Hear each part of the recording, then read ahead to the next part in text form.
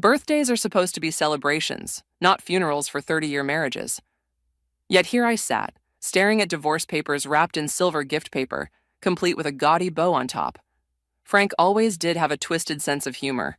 I'm Elsie, and my husband just told me he wants to start a new life. Without me. On my 55th birthday. I think it's best if we handle this amicably, Frank said, his voice carrying that same measured tone he used when explaining complex engineering problems to clients. I've already spoken with my lawyer. He's drawn up a fair settlement. The restaurant buzzed around us, other diners laughing and clinking glasses. A waiter hovered nearby, probably wondering why the woman at table 12 was clutching unopened gift wrap like it might explode. Fair? The word tasted bitter. You ambush me at dinner and call this fair?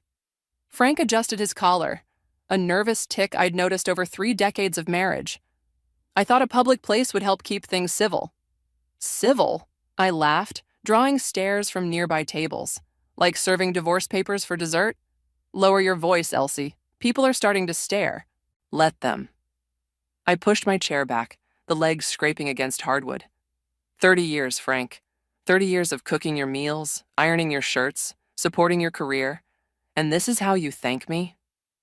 He leaned forward, lowering his voice. I've given you everything you could want. A beautiful home, financial security. Everything except loyalty. The words shot out before I could stop them. His face tightened. This isn't about loyalty. We've grown apart. You must have noticed. Of course I'd noticed. The late nights at work, the mysterious business trips, the new cologne he'd started wearing 6 months ago. I wasn't stupid, just willfully blind. Is there someone else? Frank's silence was answer enough. Who is she? That's not important right now. He reached for his wallet, pulling out crisp bills. Let's not make this uglier than it needs to be. I stood up, my hands shaking. You're right about one thing, Frank. This doesn't need to be ugly.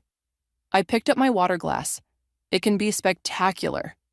The water hit his face before he could react, drawing gasps from nearby diners.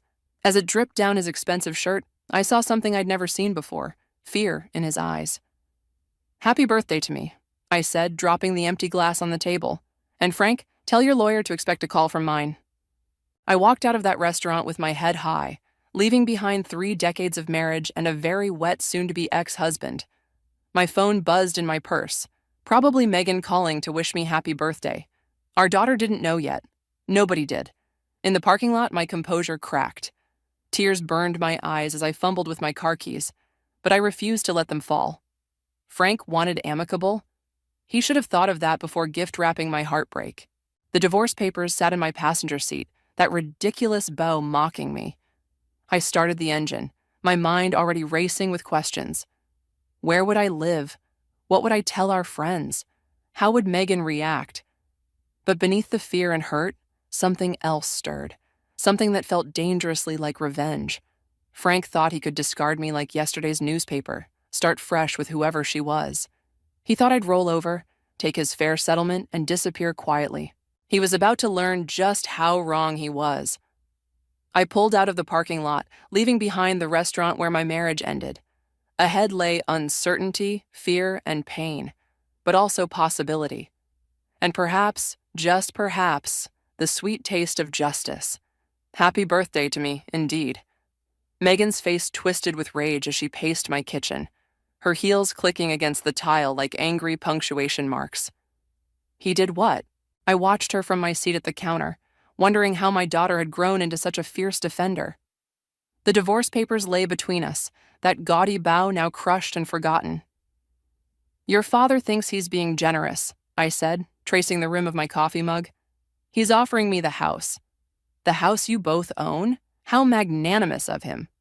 Megan stopped pacing, her marketing executive persona slipping into place. What about his pension, the investments, the vacation property? According to these papers, those stay with him, for his retirement plans. His retirement plans? Megan's laugh could have cut glass. I'm calling him. Megan, don't. But she already had her phone out, jabbing at the screen. The call connected on speaker, Frank's voice filling the kitchen. Megan, I'm in a meeting. Cancel it. We need to talk about what you did to Mom. A heavy sigh crackled through the speaker. Your mother and I are handling this like adults. I'd appreciate if you'd stay out of it.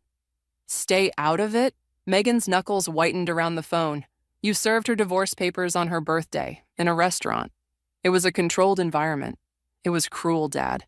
And the settlement, it's insulting. The settlement is more than fair. His voice took on that condescending tone I'd grown to hate. Your mother hasn't worked in 30 years.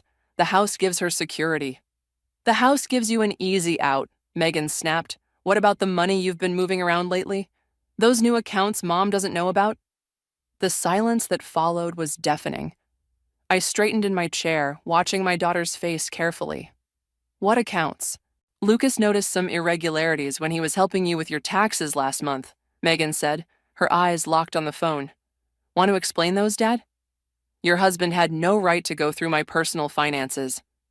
Frank's voice had lost its patronizing edge, replaced by something sharper. And you have no right to interfere in matters between your mother and me. Someone needs to look out for her interests, since you clearly aren't. I'm done discussing this. The line went dead. Megan set the phone down carefully, too carefully. Mom, there's something you need to know. Lucas found... Not yet. I stood up, surprising myself with how steady my voice was. First, I need a lawyer. Then we can talk about what Lucas found. I have a name, someone who specializes in high-conflict divorces. She pulled out a business card, sliding it across the counter. She's expensive, but she's the best. I picked up the card, running my thumb over the embossed letters. Your father will be furious if I challenge the settlement. Good. Megan's smile was all teeth. Let him be furious. Let him see what happens when he underestimates you. Looking at my daughter, I saw myself at her age, fierce, determined, ready to take on the world. Somewhere along the way, I'd lost that fire. Or maybe I'd just buried it under years of compromise and careful peacekeeping. There's something else, Megan said, her expression softening. Lucas and I want you to stay with us until this is sorted out. The guest room's already made up. I couldn't impose. It's not imposing. It's family. She reached across the counter, squeezing my hand. Besides, it'll drive Dad crazy knowing you're not sitting at home waiting for his next move. For the first time since that disastrous birthday dinner, I felt something like hope. Frank thought he had me cornered, relegated to the role of discarded wife accepting whatever scraps he deigned to offer. He'd forgotten who I was before I became Mrs. Frank Anderson. Time to remind him. I picked up the divorce papers, noting how my hands no longer shook. Call the lawyer, set up a meeting. I met Megan's gaze, seeing my own determination reflected back. Let's show your father what happens when he mistakes kindness for weakness. The photograph landed on my lawyer's desk with the weight of a bomb. Lucas had found it buried in Frank's cloud storage. My husband and a woman I didn't recognize, intimately entangled at what looked like a hotel bar. The date stamp showed 3 months ago, during what Frank had called a critical business conference in Phoenix. Her name is Grace Matthews, Lucas said, his usual calm demeanor tinged with disgust. She was a consultant at Frank's company before he retired, 35 years old. The age hit me like a physical blow, 20 years younger than me. I stared at her glossy, dark hair, her perfectly manicured hands on my husband's arm, the way she looked at him like he was her future. There's more, Megan added, pulling out her tablet. She's been appointed to 3 different tech company boards in the last 6 months, companies Frank had connections with. My lawyer, Catherine Walsh, studied the information with sharp eyes. And the accounts you mentioned? Lucas pulled up several spreadsheets. Frank's been moving significant amounts into offshore accounts. Started about 8 months ago, right around when Grace Matthews began her meteoric rise in the industry. He's been planning this, I said, my voice hollow. All those late nights, the business trips, the secret phone calls. He wasn't just having an affair. He was building her career. With your marital assets, Catherine noted, typing rapidly, this changes everything. The settlement he offered isn't just unfair, it's fraudulent. A memory surfaced. Frank at our kitchen table, asking me to sign papers for what he called retirement planning. I'd trusted him completely, never questioning, never doubting. What's our next move? Megan asked, her hand squeezing mine. Catherine's smile was predatory. We file for emergency injunctions on all accounts. Then we request a forensic accountant to trace every penny he's moved. And most importantly, She tapped the photograph. We make it clear we know about Grace. My phone buzzed. A text from Frank. We need to talk. Dinner tonight? He knows we're here, I said, showing them the message. He's trying to control the situation. Good, Catherine replied. Let him think he still can. Meet him for dinner, record everything. But first, she handed me a stack of papers. Sign these. We're filing them this afternoon. Later, at an upscale restaurant Frank had chosen, I watched him fidget with his wedding ring, the one he still wore, despite everything. His tell when he was about to lie. Elsie, be reasonable, he started. This hostile approach isn't like you. No? I sipped my wine, savoring the moment. How would you know what I'm like, Frank? You've been too busy with Grace Matthews to notice. The color drained from his face. Who told you? Does it matter? What matters is what you've been doing with our money, our future. I can explain the board appointments, the offshore accounts, the hotel rooms. Each question hit him like a slap. Save your explanations for the forensic accountant. He leaned forward, voice dropping to a harsh whisper. You're making a mistake. I offered you a clean break, a comfortable life. Don't throw that away for spite. Spite? I met his gaze steadily. No, Frank, this isn't spite. This is justice. You'll get nothing, he snarled. I'll fight you every step. Like you fought for those board positions for Grace? I stood, dropping my napkin on the table. I wonder what the ethics committees would think about that. Fear flickered in his eyes, real fear, like at my birthday dinner. But this time, I didn't just see it. I savored it. You taught me something, Frank, I said, gathering my purse. You taught me that sometimes the people we trust the most deserve it the least. I'll remember that lesson. And so will you. I left him there, staring at his untouched meal, knowing his perfectly planned future was unraveling thread by thread. In my purse, my phone recorded every word, every threat, every admission. The game had changed. Frank thought he was dealing with the same compliant wife who'd signed papers without reading them, who'd believed every lie, who'd put his needs first for 30 years. He was about to discover just how wrong he was. The email arrived at 3 a.m, sent from an address I didn't recognize. One line of text followed by attachments. You should know what you're up against. I clicked through photos of Frank and Grace at various events, each more intimate than the last. Then came the documents. Bank statements, property records, incorporation papers. Grace's name appeared everywhere, woven through Frank's business dealings like a poisonous thread. My hands shook as I forwarded everything to Catherine. Sleep was impossible now, so I wandered into Megan and Lucas's kitchen, where the midnight silence felt less oppressive than my temporary bedroom. Mom? Lucas appeared in the doorway, laptop under his arm. I heard you up. Anonymous email, I said, gesturing to my phone. Someone's feeding us information. He set his laptop on the counter, pulling up files. I've been tracking Frank's digital footprint. There's something else you need to see.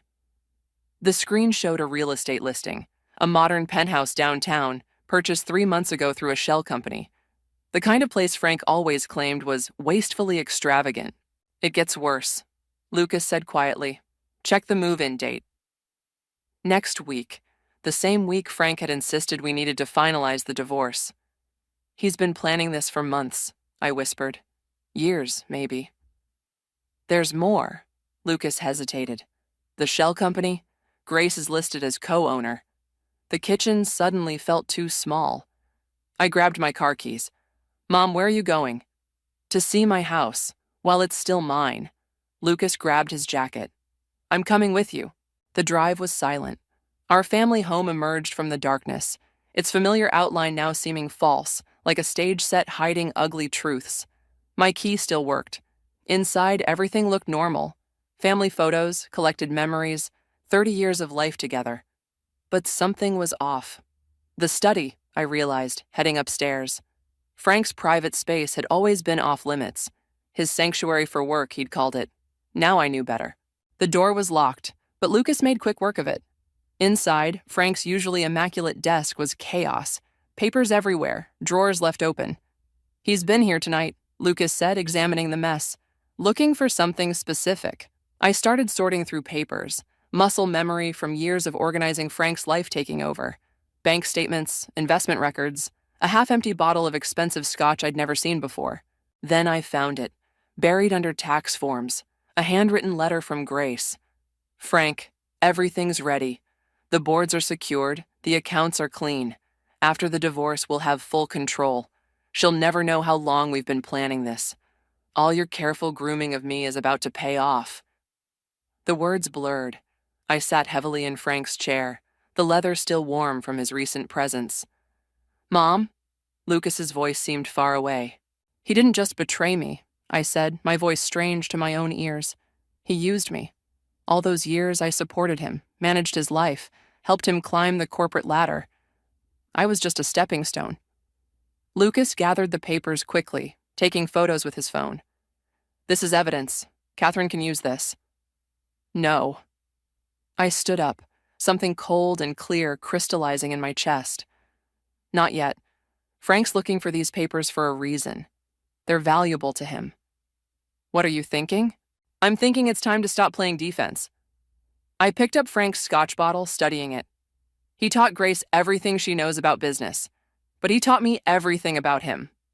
A car door slammed outside. Headlights swept across the windows. He's back, Lucas whispered.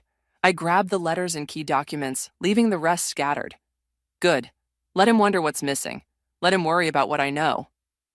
We slipped out the back door as Frank's key turned in the front lock. In the car, Lucas looked at me with concern. Are you okay? I watched my house, Frank's house, disappear in the rearview mirror.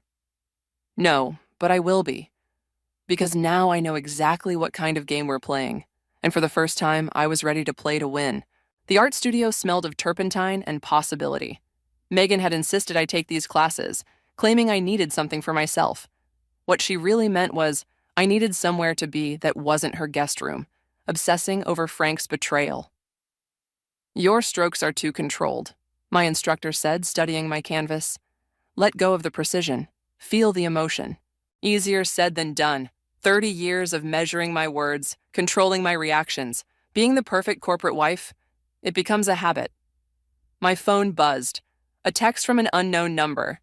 Meeting at Riverside Cafe in 30 minutes. Come alone. Gee, Grace. My hands trembled, smearing red paint across the canvas like a wound. I need to go, I told the instructor, already reaching for my bag. The cafe was busy. Smart choice on her part. Public enough to feel safe, noisy enough for privacy. Grace sat at a corner table looking exactly like her photos. Polished, poised, younger than my marriage. Thank you for coming, Elsie. Her smile was practiced, professional. I thought it was time we met. I sat down, noting how she'd positioned herself to watch the door. Why? Because Frank is going to destroy both of us if we let him. That wasn't what I expected. Funny, from the letters I found, you two seemed quite cozy. Letters can lie. She slid a folder across the table.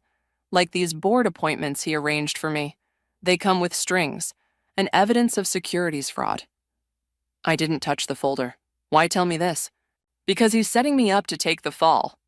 Her perfect composure cracked slightly. The offshore accounts, the irregular trades, everything's in my name. When the SEC investigates, and they will, I'll be the scapegoat.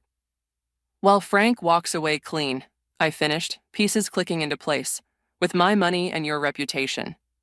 He's better at this game than either of us realized. She leaned forward, but together. Stop. I held up my hand. Whatever you're selling, I'm not buying. You helped him betray me. I did. No denial, no excuse.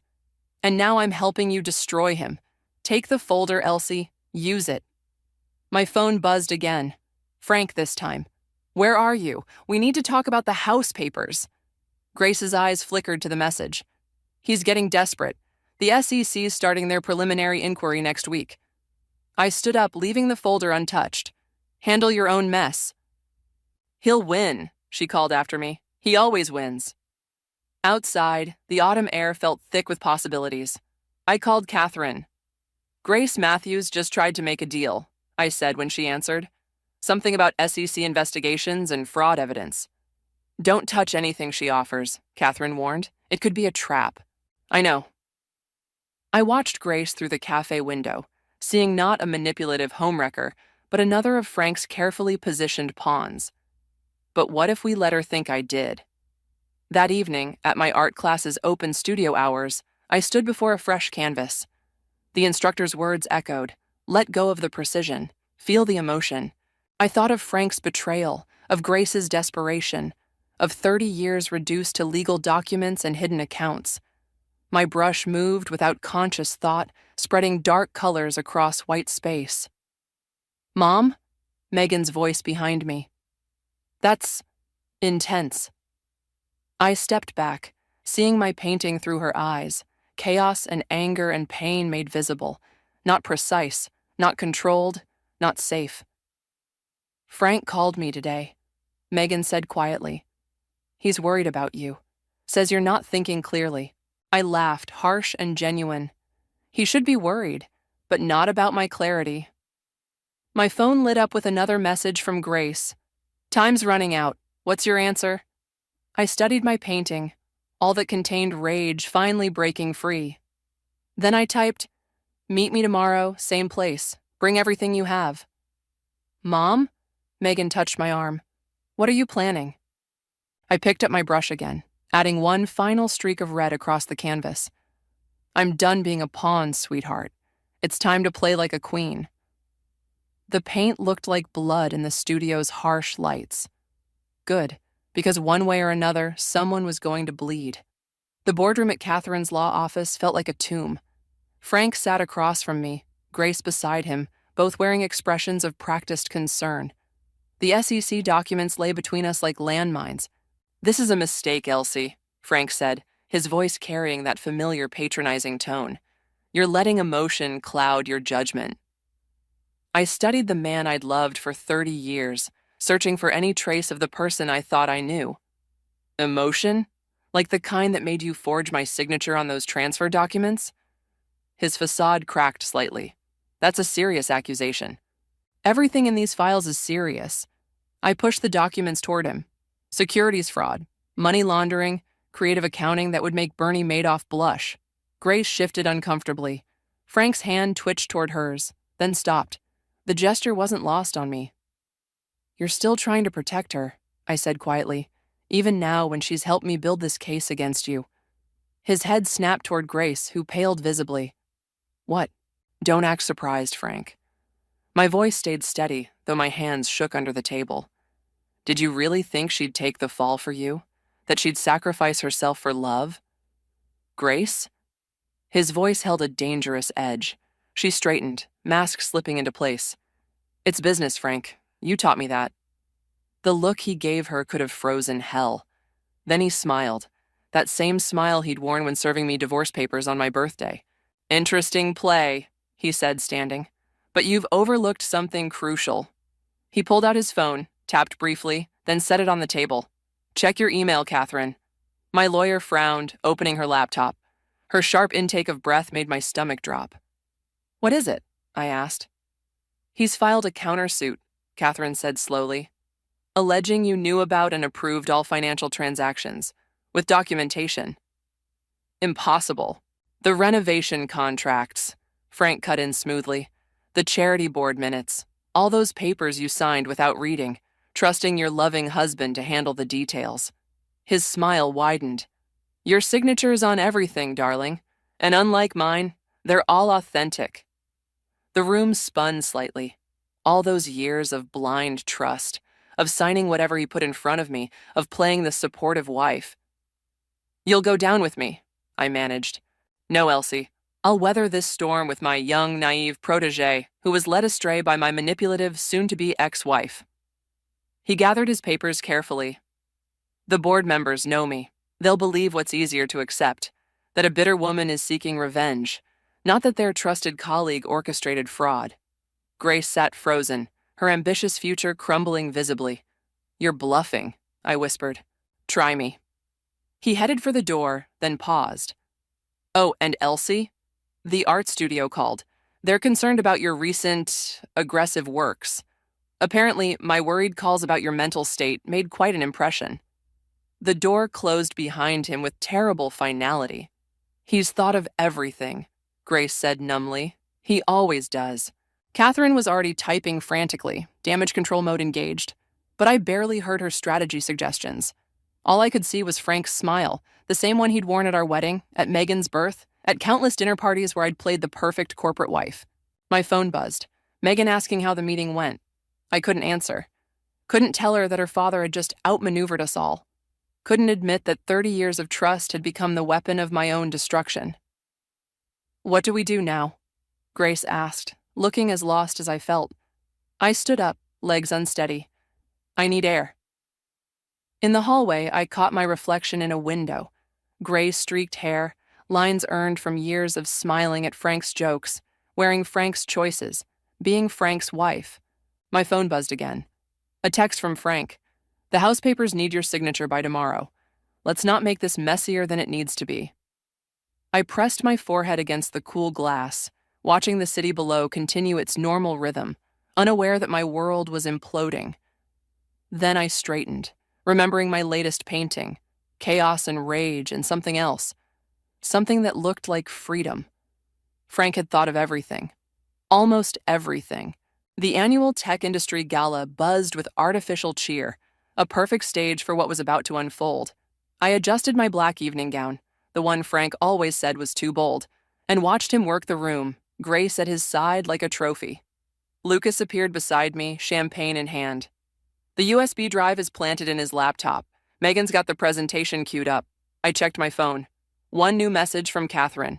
"SEC team standing by, give the signal." Frank caught my eye across the room, his smile faltering slightly.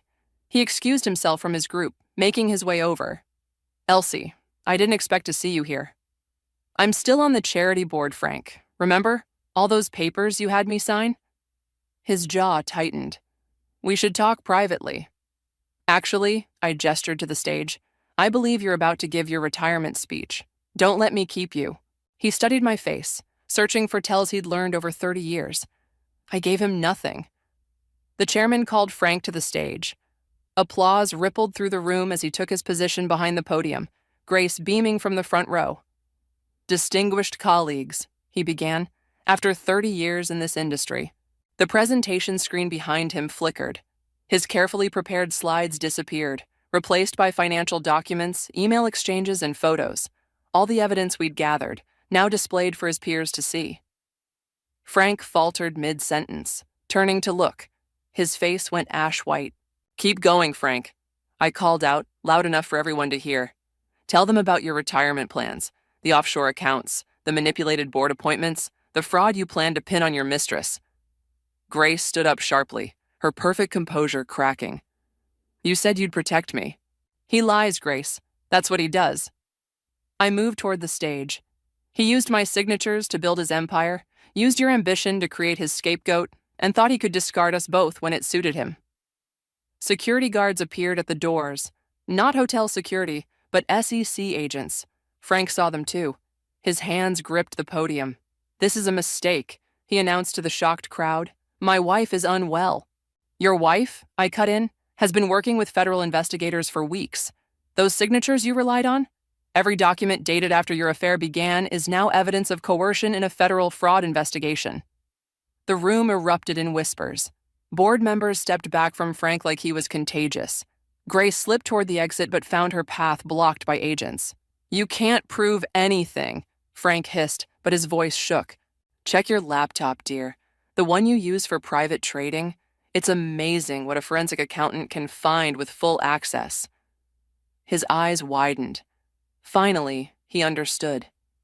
"You taught me well, Frank. All those years watching you manipulate people, watching you build your house of cards."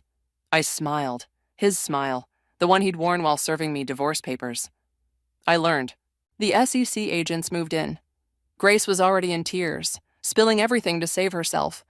Board members huddled with their lawyers, and Frank stood frozen, watching 30 years of careful planning collapse. "The house papers," he said quietly as agents approached the stage. "You never signed them." "No, I didn't." I removed my wedding ring, placing it on the podium. "Consider it my retirement gift to you." They led him away in handcuffs, past shocked colleagues and flashing phones, past Megan, who stood straight-backed, her father's daughter in strength if not in character, past the life we'd built on lies and careful signatures. In the chaos, Lucas touched my arm. You okay? I watched Frank disappear through the doors, shoulders slumped, no longer the giant who had dominated my life. I thought this would feel more like victory. Maybe it's not about winning, he said quietly. Maybe it's about surviving. My phone buzzed, Catherine confirming that everything was proceeding as planned. The legal machinery would grind forward, justice would be served, and I was free. The taste wasn't exactly sweet, but it wasn't bitter either. It tasted like truth, like strength, like tomorrow. The gallery hummed with opening night energy as visitors moved between my paintings. Each canvas told a piece of my story, rage, betrayal, rebirth, though the patrons saw only abstract emotion in bold strokes. The series is called Signatures, I heard the curator explain to a group. Each piece explores themes of identity and power. I touched the simple silver pendant at my throat, my first purchase with my own money after the divorce settlement. Frank's assets were frozen pending his trial, but my share had been secured, along with something far more valuable, my freedom. That one's my favorite, Megan said, pointing to a particular piece. Dark lines tangled with splashes of crimson, but at the center, a small spark of gold broke through. I'd painted it the day Frank's plea deal was finalized. Mine too, I admitted, though I'm not sure why. I do. She squeezed my hand. It's the first one where you let the light in. A commotion near the entrance drew our attention. Grace stood there, looking less polished than during her testimony that had helped convict Frank. She spotted me and moved forward, ignoring the curious stares. I wasn't sure you'd come, I said when she reached us. I almost didn't. She studied the painting before us, the one where gold broke through darkness. The board positions fell through. All of them. I know. Was it worth it? Burning everything down? I considered her question carefully. Ask me again in 10 years. She nodded, understanding what I couldn't quite say. We'd both lost and won in different ways. She turned to leave, then paused. Frank asked about you. In prison. What did you tell him? That you're having an art show. A ghost of her old smile appeared. He wouldn't understand what that means, would he? After she left, Lucas appeared with champagne. Sold another one. The big piece from your angry period? I laughed. Actually laughed. Is that what we're calling it? Better than the month Mom went nuclear on Dad, Megan quipped. The curator approached, beaming. Elsie, there's someone who'd like to discuss commissioning a series for their corporate offices. Go, Megan urged. Be brilliant. I moved through the gallery, noting how differently I carried myself now. No more careful steps, no more measured words. The woman who had signed papers without reading them was gone. Near the back wall hung my latest work, still untitled. Unlike the others, its colors were neither dark nor light, but something in between, complex, uncertain, real, like life after revenge. My phone buzzed. A message from Catherine. Judge denied Frank's appeal. It's really over. Over. Such a simple word for such a complicated truth. A young woman stood studying my untitled piece, her expression thoughtful. I can't decide if it's about endings or beginnings, she said as I approached. I touched my silver pendant, thinking of Frank in his prison cell, of Grace rebuilding her life, of Megan and Lucas's steadfast support, of my own reflection, finally recognizable again. Maybe it's both, I replied. Maybe that's the point. She nodded slowly. The technique here, it's unusual. Like you're signing your name across the whole canvas, over and over, but in colors instead of letters. I smiled, remembering all those years of signing Frank's papers, of writing his name beside mine, of letting my signature become a weapon he wielded. Sometimes, I said, you have to sign your name 1,000 times before you remember who you are. The gallery lights dimmed slightly, a signal that opening night was winding down. Soon Megan and Lucas would take me to dinner, and tomorrow I'd return to my studio, where blank canvases waited. Frank had taught me about power, about signatures, about careful plans and hidden motives. But he'd never understood the most important lesson. Sometimes the strongest signature isn't written at all. Sometimes it's painted in light breaking through darkness, in truth shattering lies, in the simple act of standing in a gallery surrounded by your own voice, finally and fully heard.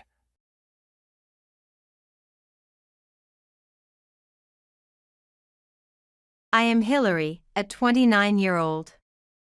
For me, who has led an ordinary life, my only pride was the presence of my best friend since school, Vanessa. During my job search, I was struggling to get job offers and felt down. Would you like to work at my dad's company? With that one phrase from Vanessa, my life changed significantly. Her father, Richard, is the chairman of a major beverage company. He hired me simply because I was her best friend. What made my life even more brilliant was meeting Michael, who was introduced to me by Vanessa. Michael was a kind person who listened seriously to even my trivial worries. Hillary, will you marry me? After dating for 6 months, I received a marriage proposal from Michael. I couldn't believe that such happiness could come to me, but it was real. We got married and started living together. The days I commuted with Michael in the morning filled me with excitement for our new life ahead. However, marrying an old man? You're just after his money, aren't you? I never thought that I would be addressed with such words by Michael. After 6 months of marriage, his attitude began to change. What's for dinner today? I began to notice the coldness in his voice. I made beef and potatoes. I thought you'd be pleased since it's your favorite dish. Michael's response was indifferent, and he began eating in silence as soon as he sat at the dinner table. Gradually, his attitude worsened further. He became increasingly cold towards me. Moreover, he began to say that he couldn't see me as a woman. He started coming home late at night more frequently, and my distrust only grew. Michael, you've been coming home late recently. Is everything okay? I'm just busy with work. It's none of your business. His cold words left me speechless. At that moment, my heart shattered. I could feel my love for Michael cooling gradually. I can't stand this anymore. It seemed that my murmur reached Michael's ears. Did you say something? I mustered my voice from the depths of my stomach. I can't stand this anymore. I want a divorce. The moment those words came out of my mouth, the room seemed to freeze. Michael's face twisted in surprise and anger. What? Are you sane? I'm sane. If anything, I wasn't sane before. Every day, I've been watching your mood and suppressing my feelings. I'm at my limit. My voice trembled. But I didn't look away and stared at Michael. For a moment, he seemed at a loss for words. Then, he suddenly smirked coldly. What will you have left if we divorce? You're currently living above the average with your husband's earnings. Are you dissatisfied with that situation? I'm not saying that at all. Just what? Men have to work hard outside. I couldn't find any words to return to Michael's. His words were cold and piercing. That's fine. Freedom is more important than money. Freedom? Don't make me laugh. Do you think you can live on your own? Michael's words brought a surge of anxiety. Indeed, I didn't know what awaited me in life from now on. But I couldn't go back. I can live. I've lived by my own strength until now, and I will from now on. You think you're some kind of tragic heroine? Michael looked down on me with pity. Are you really thinking of getting a divorce? You'll regret it. I won't regret it. Staying together would be more regrettable. At my words, Michael's expression changed. It seemed a mix of anger and surprise. Fine. If you want a divorce, I'll let you have it. But be prepared. Your life will become hell. Those words sent a chill down my spine. But I had already decided.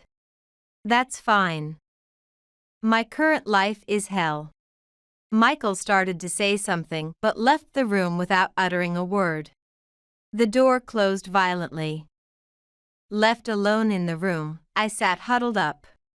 Tears flowed, but strangely, my heart felt lighter. I felt from the bottom of my heart that this was the right choice. Life ahead will surely be a series of difficulties, but I can live by my own will. That alone seemed to give me hope. It's okay. I can become strong.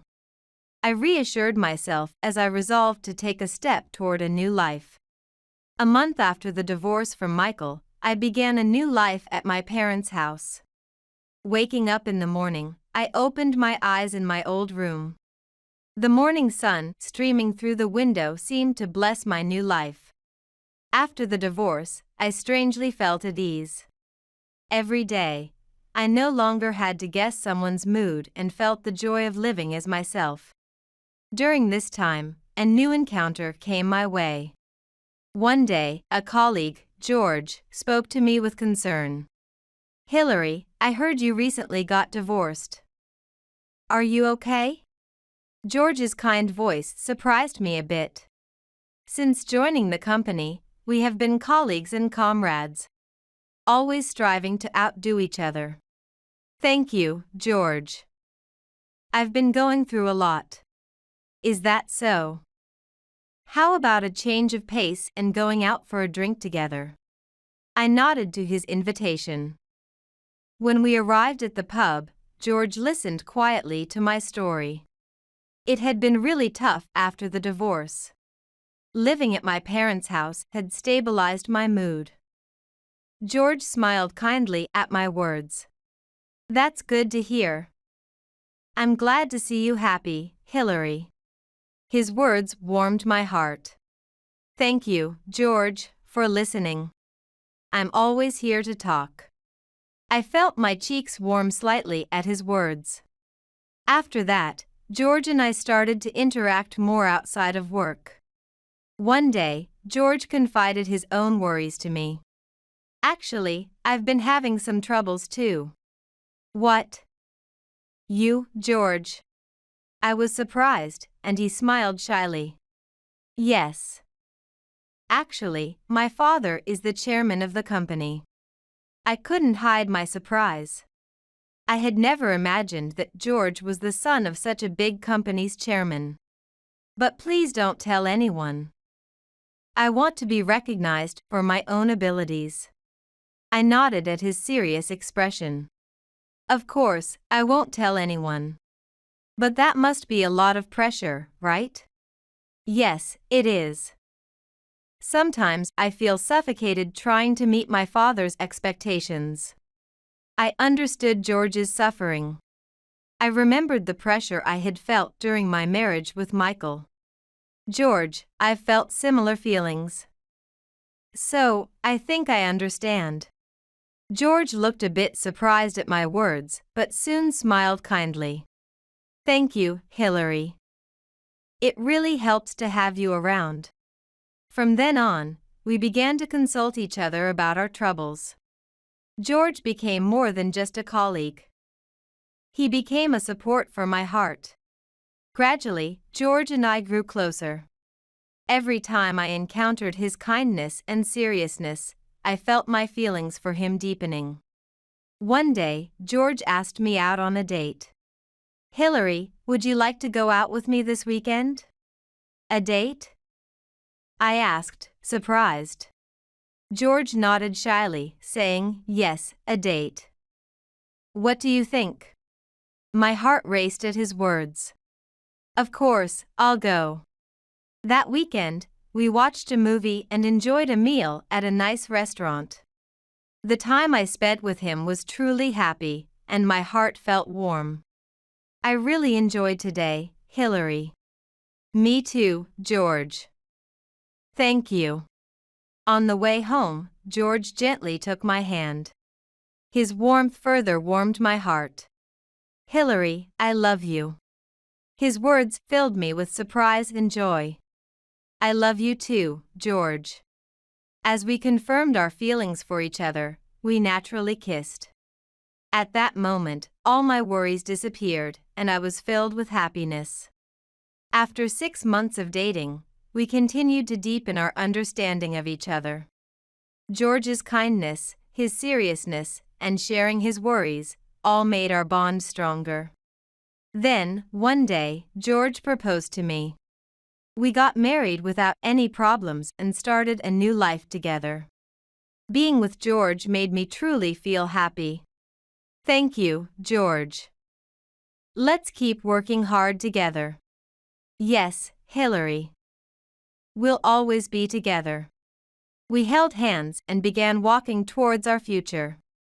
Marriage with George brought me new hope and happiness. I also discussed my relationship with George with my best friend, Vanessa. It seems Vanessa also felt responsible for my divorce from Michael. I'm sorry, I thought Michael would be okay. Don't worry. Thanks to that, I met George. Oh, that's good. How about we have dinner together sometime? Vanessa and George agreed to my suggestion. When we spent time together, we found unexpected commonalities. Vanessa and George's fathers were important figures in their company. Therefore, they shared the children's conflicts. I get it. It's like pressure, right? Yeah. But I want to be recognized for who I am. I was happy that my best friend and my partner, now my husband, got along well. You know, they say love doesn't work out if those around you don't agree. I felt comfortable in a relationship where I could consult them about anything. 6 months into my marriage with George, a very happy piece of news arrived. Hey, George. We've received a wedding invitation from Vanessa. Really? That's wonderful. Let's go, Hillary. His kind smile made me nod a little nervously. On the day of the wedding, we stepped into the vibrant venue. A bit of nervousness surged as it had been a while since we all met due to our busy work schedules. Hillary. Thank you for coming.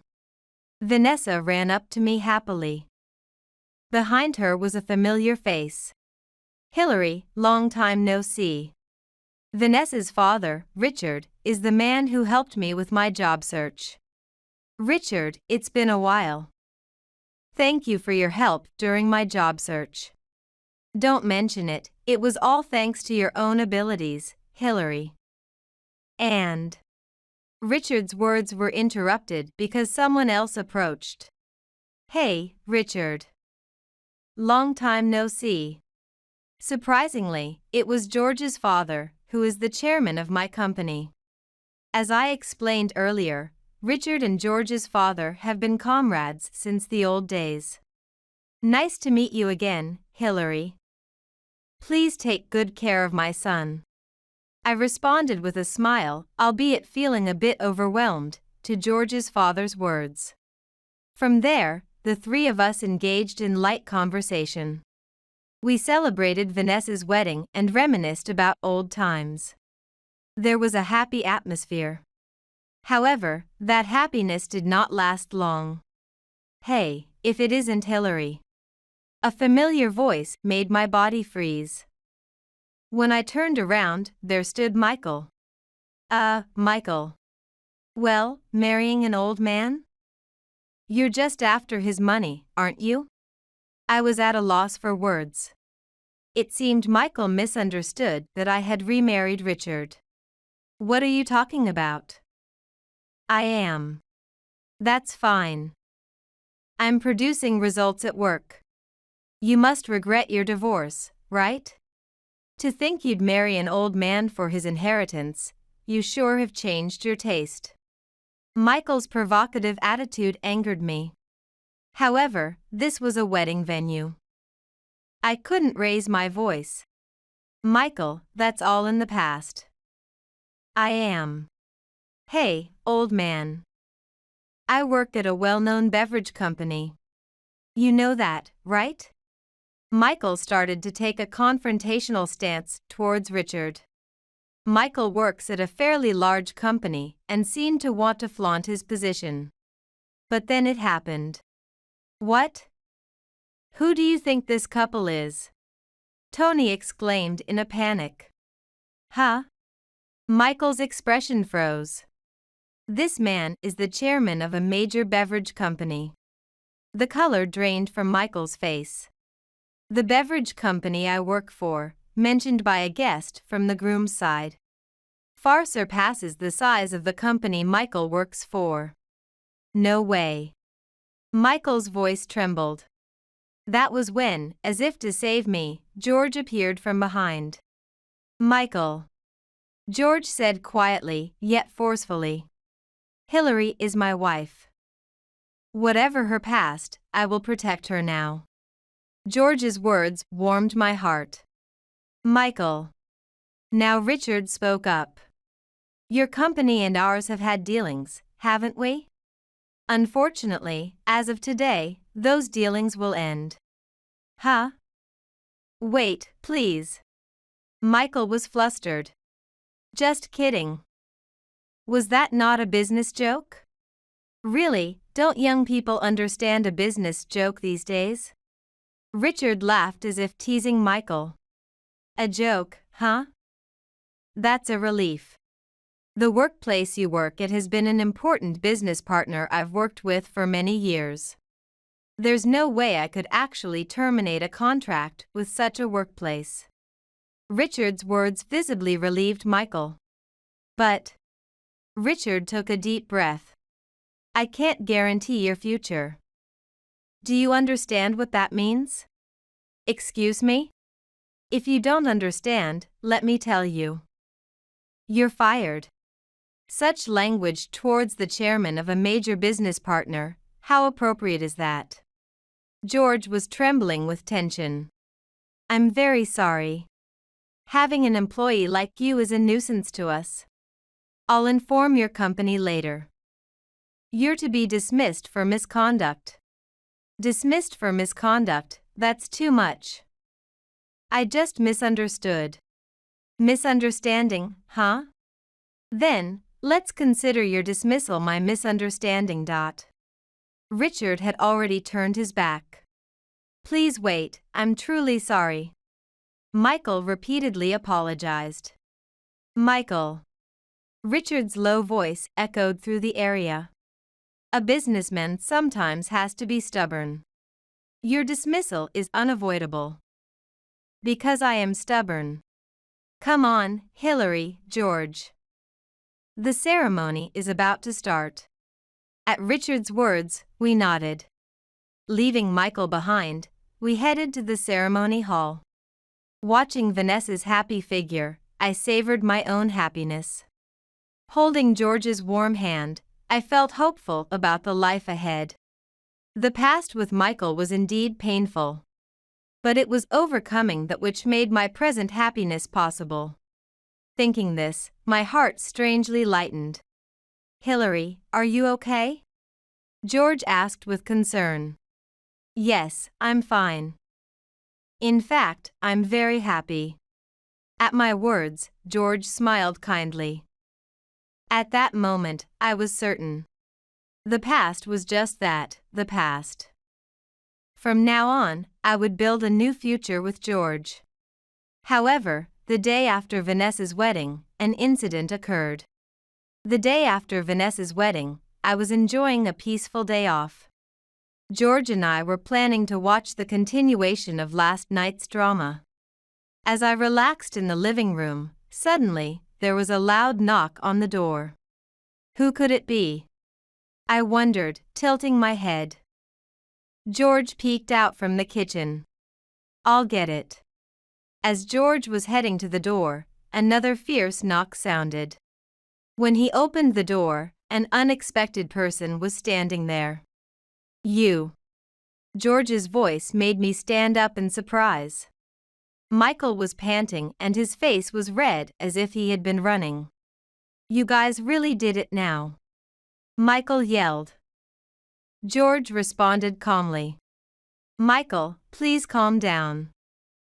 What happened? Calm down? You've ruined my life. I stood behind George, staring at Michael. Michael, how did you find this place? I looked up your address from the guest list at the venue.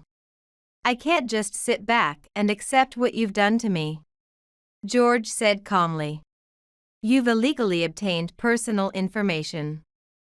That's a criminal act. Michael ignored his words and yelled at me. You sabotaged me because you didn't like our divorce. I responded calmly. That's not true. We haven't done anything.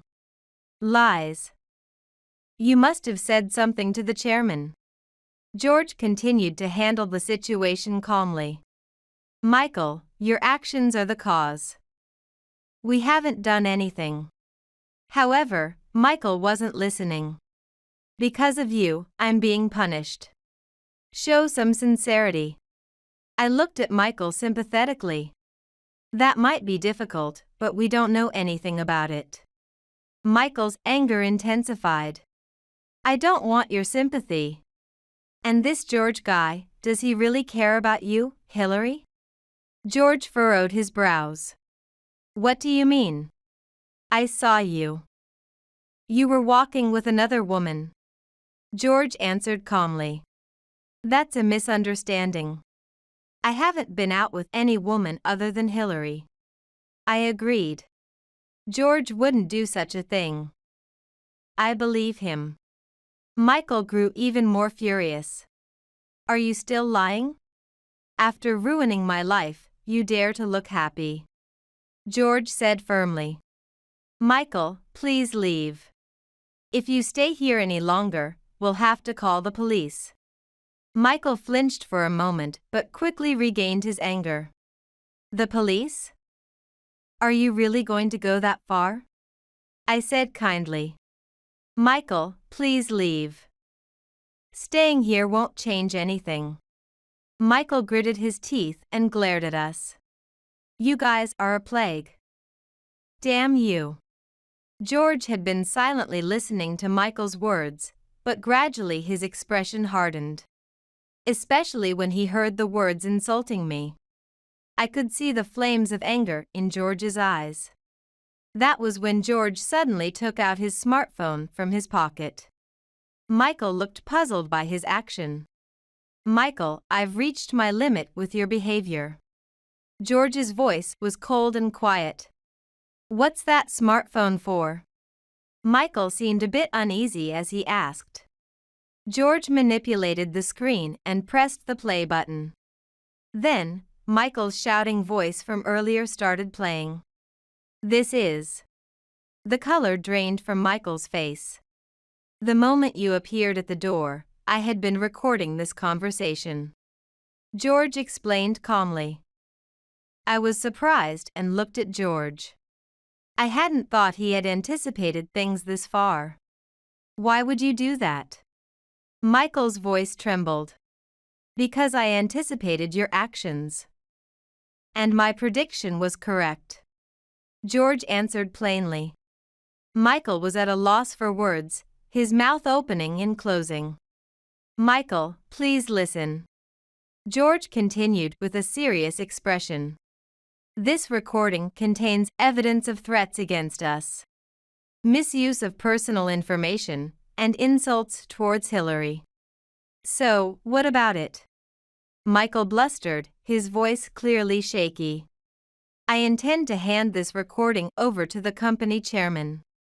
George's words turned Michael's face pale. Stop it. If you do that, I'll be. Your position at the company will become precarious, right? In fact, it will be more than precarious. You'll have nowhere to go. George stated calmly. Michael was speechless, left standing there. Michael. George stepped forward. I might have forgiven you if it was just an insult to me. However, I will never forgive the insults towards Hillary. I felt warmth in my chest at George's words. George. I murmured involuntarily. Hillary is very important to me. Hurting her is something I cannot forgive more than hurting myself. There was strong determination in George's voice. Michael was completely devastated, his face pale.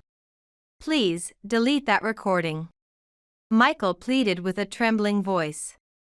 George seemed to think for a moment, but then appeared to make a decision. "There is one condition." "Anything, just tell me." Michael was desperate. "First, you must sincerely apologize to Hillary. And, you must never come near us again." Michael hesitated for a moment but then nodded. "Okay. I'm sorry. Hillary, I was wrong. And I won't ever come near you two again. I promise." George listened to Michael's words and slowly nodded. "Understood. Please keep your promise.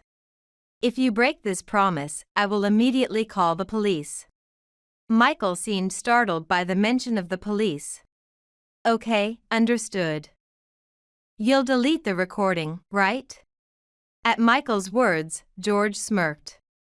"I never promised to delete the recording.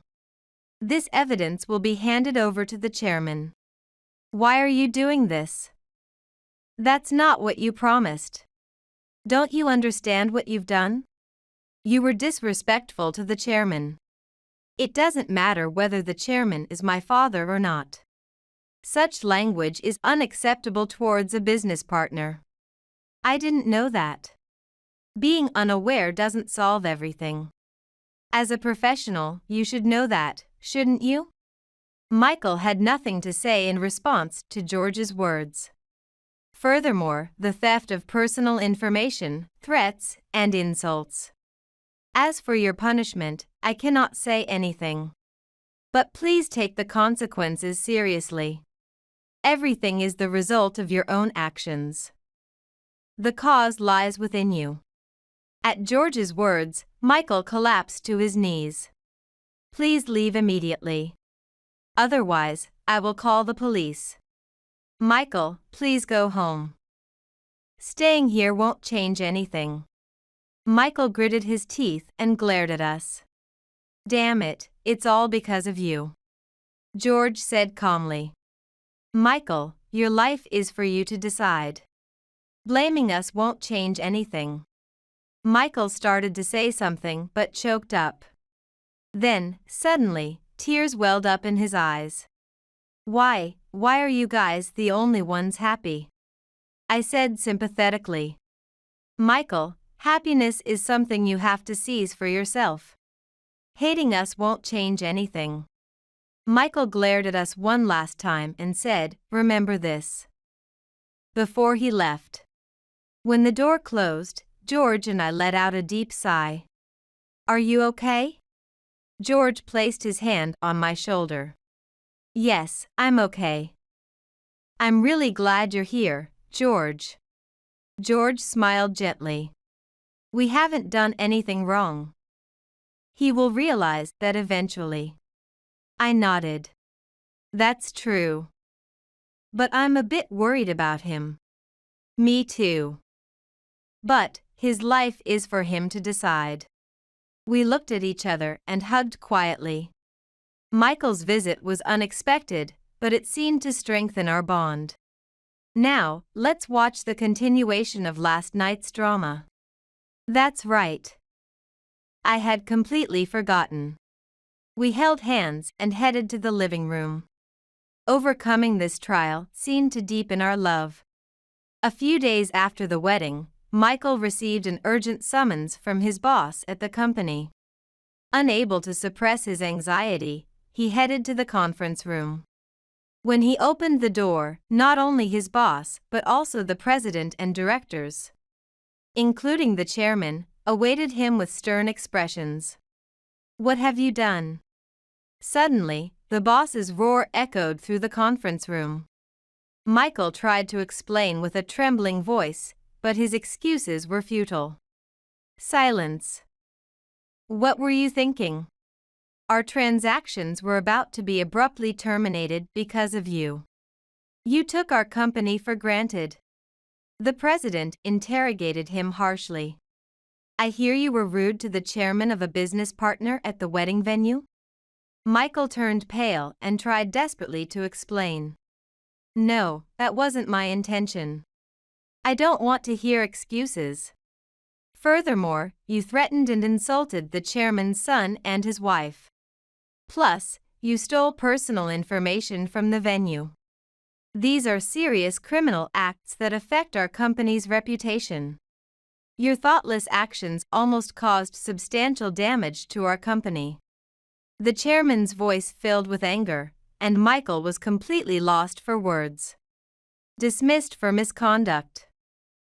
That's final. Upon hearing those words, Michael suddenly fell to his knees. I'm very sorry. Please, give me another chance.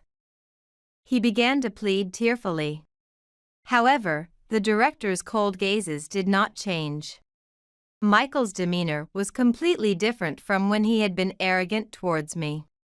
His life had changed drastically in just one day. Meanwhile, my life with George was filled with happiness. The day after the wedding, we were enjoying breakfast together.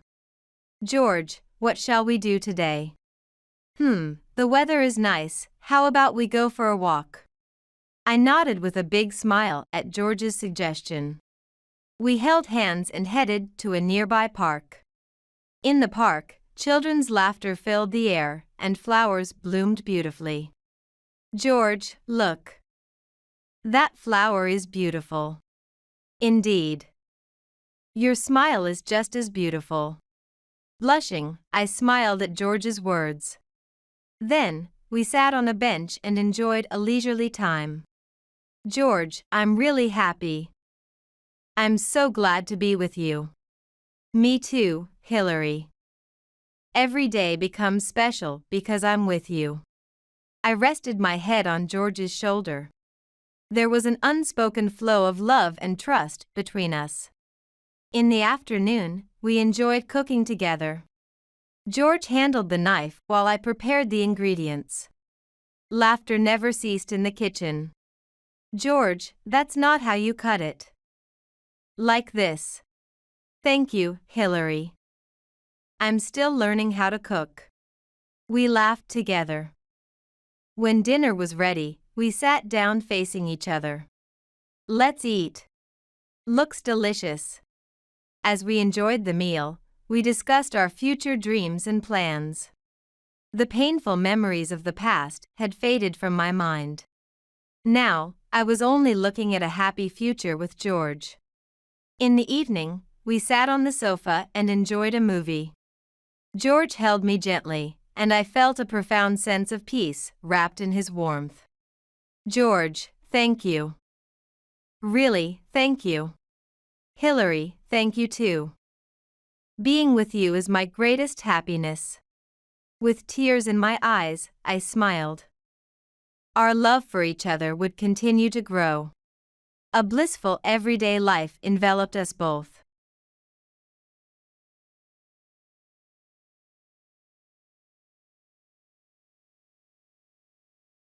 There's no money left in this house, right? We don't need to deal with them anymore, do we? That's true. We don't need parents anymore. What? It means cutting ties with you. There's no point in trying to please a penniless mother-in-law.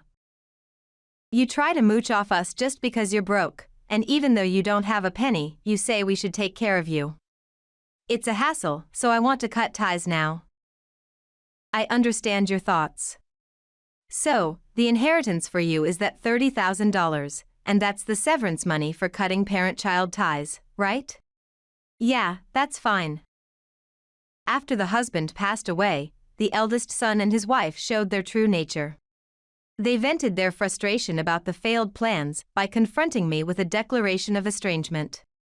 $30,000 is a lot of money. But they will regret having received that $30,000.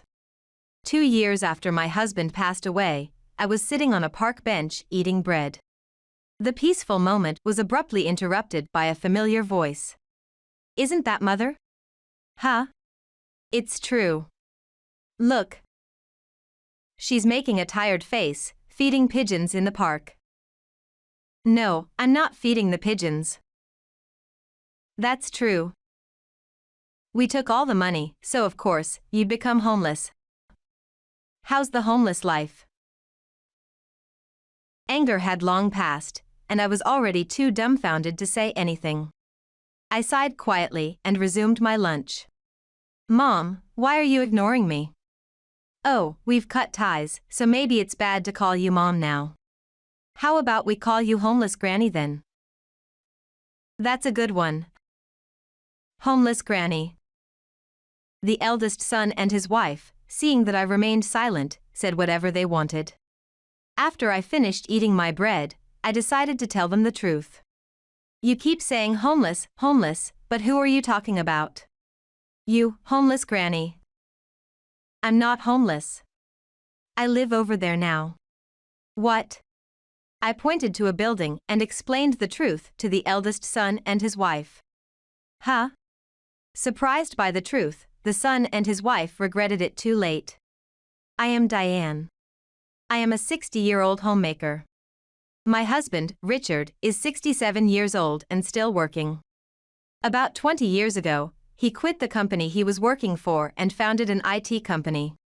The company has been growing steadily, especially since it began handling a new sector about 10 years ago, leading to rapid growth. Now, it's quite a large scale. I, being just a homemaker, am clueless about it, but my husband talks about data science and big data. Due to his age, he is already retired as president, though he continues to work as the chairman. However, he thinks it's about time to step down from that role as well. We have a son, Sean. When my husband retired as president, Sean did not take over the company. Instead, he did not even help with my husband's company. I don't want to be seen as just living off my dad, so I'll make it on my own. After graduating from college, Sean said that and joined a company unrelated to IT, and left home. I had hoped Sean would take over my husband's company, so I was a bit disappointed then. However, as a doting parent, I felt a bit proud of him for choosing not to rely on his powerful parents, and I smiled when I heard about it. I won't force you, so do what you like. My husband seemed to feel the same, and while he looked a bit disappointed, he encouraged Sean. That was fine until Sean, after getting a job, rarely contacted us and only came home around Christmas. Lately, he just calls during Christmas and doesn't come home at all. Well, it's not unusual for men, and as long as he's doing well, that's fine. I try to tell myself that, but I still wish he would contact us more. One day, while I was still far from Christmas, Sean called. It's unusual for you to contact me outside of the year-end. I have something to report. I'll be coming home soon. Report what? I'm getting married, so it's about the greeting. Really? I was just happy that Sean had contacted me, and then I heard the unexpected news of his marriage, and I exclaimed loudly. My husband, who was leisurely watching TV, jerked and turned towards me. I returned his look with a beaming smile. He didn't know about Sean's marriage yet, and a question mark hovered over his head. Sean would bring his fiancée home in a month. Sean will be bringing his bride home soon. It's still 3 weeks away. 3 weeks will fly by. Since Sean called, I keep telling my husband that Sean will be coming home soon to report his marriage. My husband looks fed up, but I keep saying it unabashedly. I can't help but look forward to it. However, this report of marriage would bring me anxiety. A month later, Sean and his fiancée came home. I'm home. I'm back. Welcome. Come in. Dad is waiting in the living room. Excuse us. His fiancée, Mandy, looked young, more like an idol than a model with a cute face. She seemed nervous, glancing around at the entrance. As I led them to the living room where my husband was waiting, she kept looking around. Welcome. Have a seat. As they entered the living room, my husband seated Sean and his fiancée across from him. I sat next to my husband. The fiancée was still looking around. It was embarrassing to have our home looked at so closely, so I spoke up. Is there something you're curious about? No. It's just, it was different from what I imagined. Hey, Don't say such embarrassing things right away. The fiancé's words and Sean's hasty follow-up were funny, and my husband and I looked at each other and laughed. Was the house more ordinary than you thought?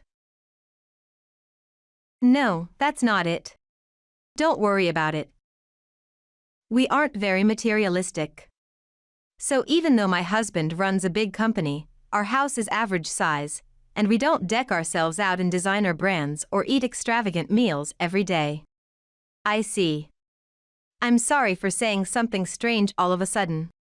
That's why I told you there's no need to be nervous, right? You see now that Dad isn't a very imposing person. It seems the eldest son couldn't help but laugh as well. The fiancé seemed to relax after seeing him laugh, and the conversation flowed smoothly from there. The fiancé might look young, but she's actually 27 years old and quite mature when you talk to her. I had been worried about my son not marrying even after turning 30, but I'm relieved he has found someone nice. 3 months later, my son got married. It was a happy occasion by itself, but it also had an unexpected side effect. Hello, Mom. Everything okay over there? Yes, no problems here. Dad and you are getting on in years, so take care of your health. Sean, every time you call, that's all you talk about. Since getting married, my son started calling once a month. Probably his wife found out he hadn't been contacting us at all before and told him to keep in touch regularly. My son, not used to calling us, seems unsure about what to talk about and always ends up asking about our health. I wish he would talk more about his work or his married life, but I always listen to him with a smile. During the first Christmas after my son's marriage, he and his wife visited us. I put extra effort into making homemade Christmas dishes to serve them. However, the daughter-in-law seemed a bit displeased. Mandy, is there something you can't eat? No, that's not it. I'll eat, thank you. She replied with a smile, but I didn't miss the brief cloud over her expression when she looked at the food, and she didn't eat much of it. Maybe there was something she couldn't eat? I worried that I had made the daughter-in-law uncomfortable, and kept glancing at her, making me the only one not talking much while my husband and the young couple were having a lively conversation. Finally, as it was time for my son and his wife to leave, my husband and the daughter-in-law were talking at the entrance, and my son whispered to me so that the others couldn't hear. Mom, homemade Christmas dishes are outdated. That's not true, right? There's no old or new in homemade dishes, right? That's an old-fashioned idea. The dishes you made prioritize preservation, right? Nowadays, Christmas dishes are eaten quickly and are made with more luxurious ingredients. I bet Mandy was disappointed, right? Is that so? I guess I didn't adapt to the tastes of young people today.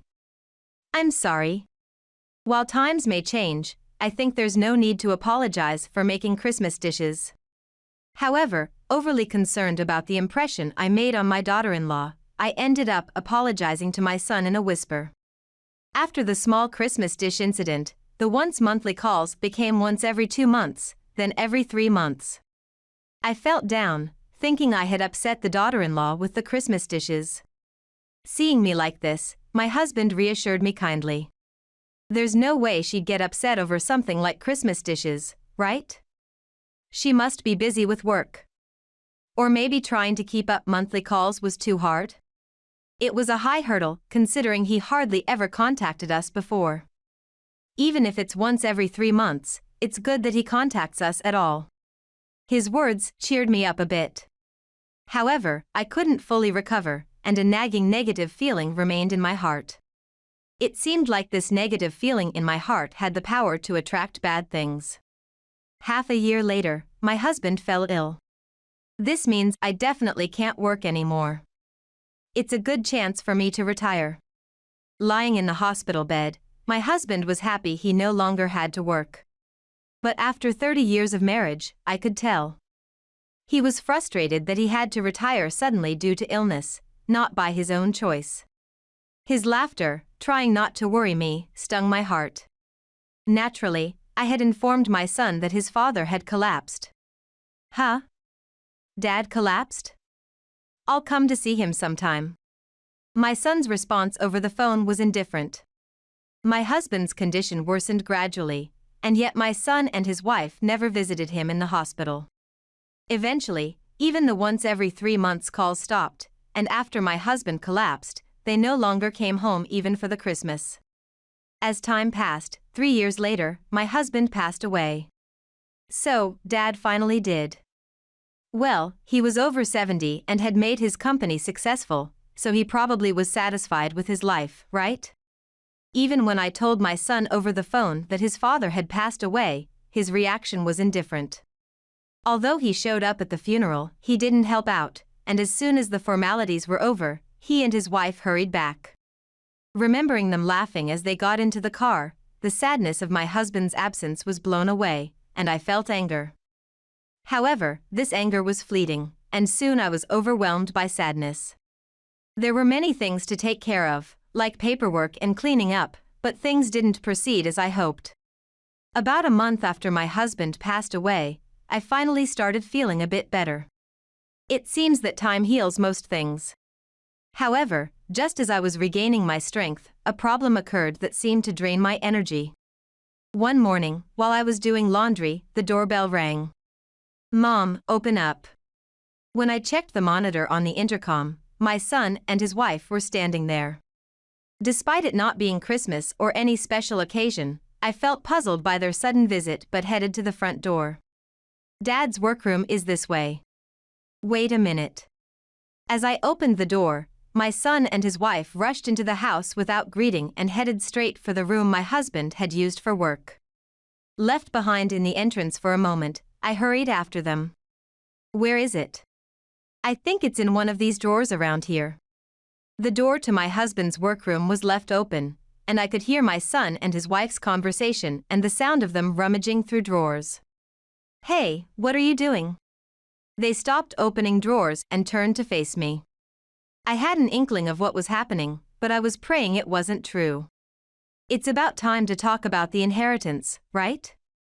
That's why we came to get what we're due." He was the president and chairman of a big company and didn't seem to spend much money, so there must be a lot of money, right? Apparently, my prayers went unanswered. After throwing a few words at me, my son and his wife started rummaging through the drawers again. Seeing them act like thieves, I lost the will to stop them. "Found it." "Isn't this it?" "Ooh. Did you find it?" "What's inside?" Breathing heavily, my son and his wife flipped through my husband's bank book. However, their expressions darkened when they saw the balance. "What's this?" "There's hardly any money in here." "Damn. I guess there wasn't as much money as I thought." It was clear that my son and his wife had come to the house with my husband's money in mind. However, I couldn't understand their conversation, and my thoughts eventually stopped, leaving me standing there, staring blankly. "Mom. You've had an easy life until now, but in the end, you ended up in a terrible situation, huh?" I snapped back to reality at the sound of my eldest son's voice. As my awareness sharpened, I saw my son and his wife looking at me with a malicious grin. Still unable to grasp the situation, I steeled myself for ridicule and asked my son, "What do you mean by a terrible situation? You don't have to play dumb. We know. Your father-in-law fell around the time his company was absorbed by another, right? So, it means his company was operating at a loss and got taken under another company's wing, right?" "Huh? What are you guys talking about?" "A person holding a company on the verge of bankruptcy wouldn't have any money. But since he was the head of a big company, we thought there'd still be some money left, even if the company was struggling. My plan is ruined now." "Yeah. Disappointing. Wait a minute. What are you talking about?" Even after listening to my son and his wife, I couldn't understand a thing and, irritated, I raised my voice. However, my yelling didn't faze them, they continued to smirk like villains. The reason I didn't join Dad's company was because it seemed like a tough job dealing with such complicated matters. Why work up a sweat at Dad's company when I could inherit his vast fortune later? It would be smarter to just coast through an easy job, right? Ah, but to think it wouldn't go as planned.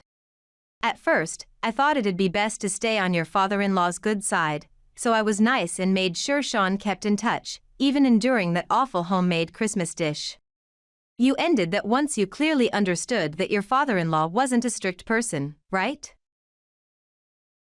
You too, when you found out your father-in-law had let go of the company, you accepted it was just a downgrade from a sure-win life to a normal one, right?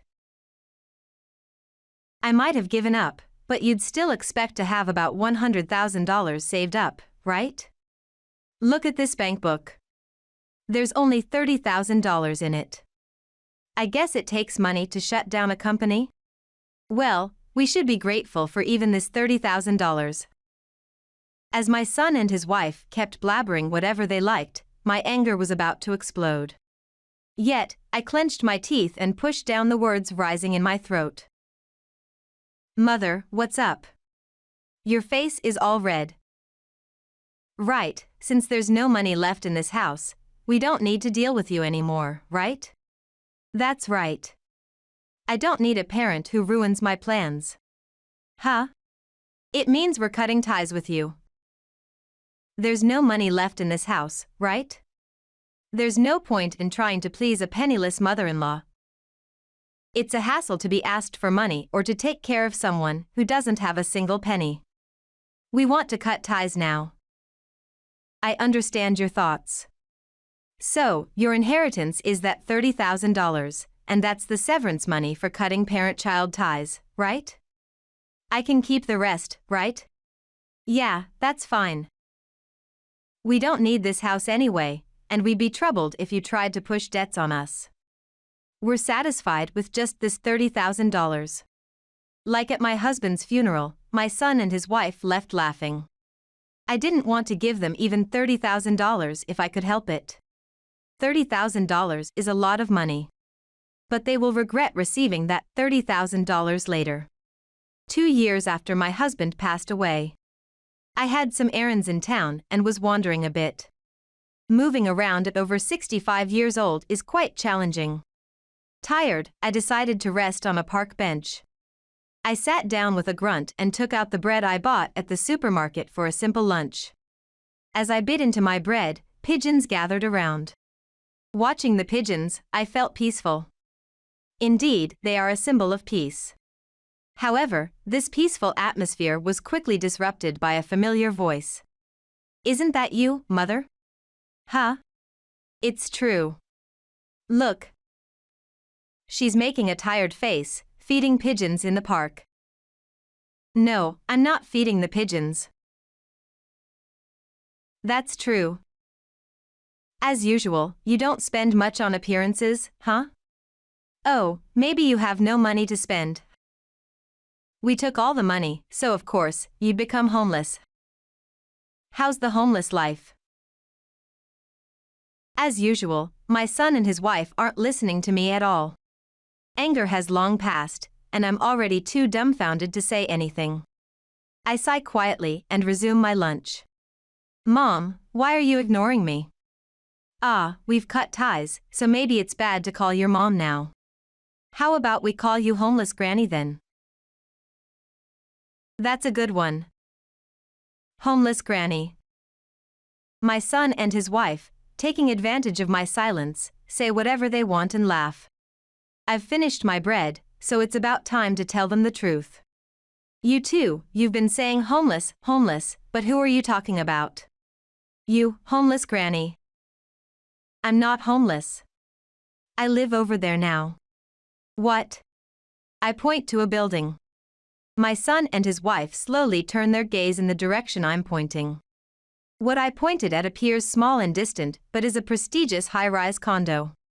At first, I thought a luxury high-rise condo was too much, but living there, it turns out to be quite convenient.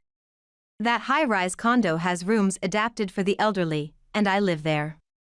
Plus, care staff are on site 24/7, so it's reassuring in case something happens. Huh? Don't brag. A homeless granny like you couldn't possibly afford to live there, right? Well, yes. That's because my husband left that high-rise condo to me. What do you mean? My husband owned 5 high-rise condos. I started living in one of them. I own the others now, so I have rental income. That's why I'm not struggling with living expenses. If you're going to lie, at least make it a believable one.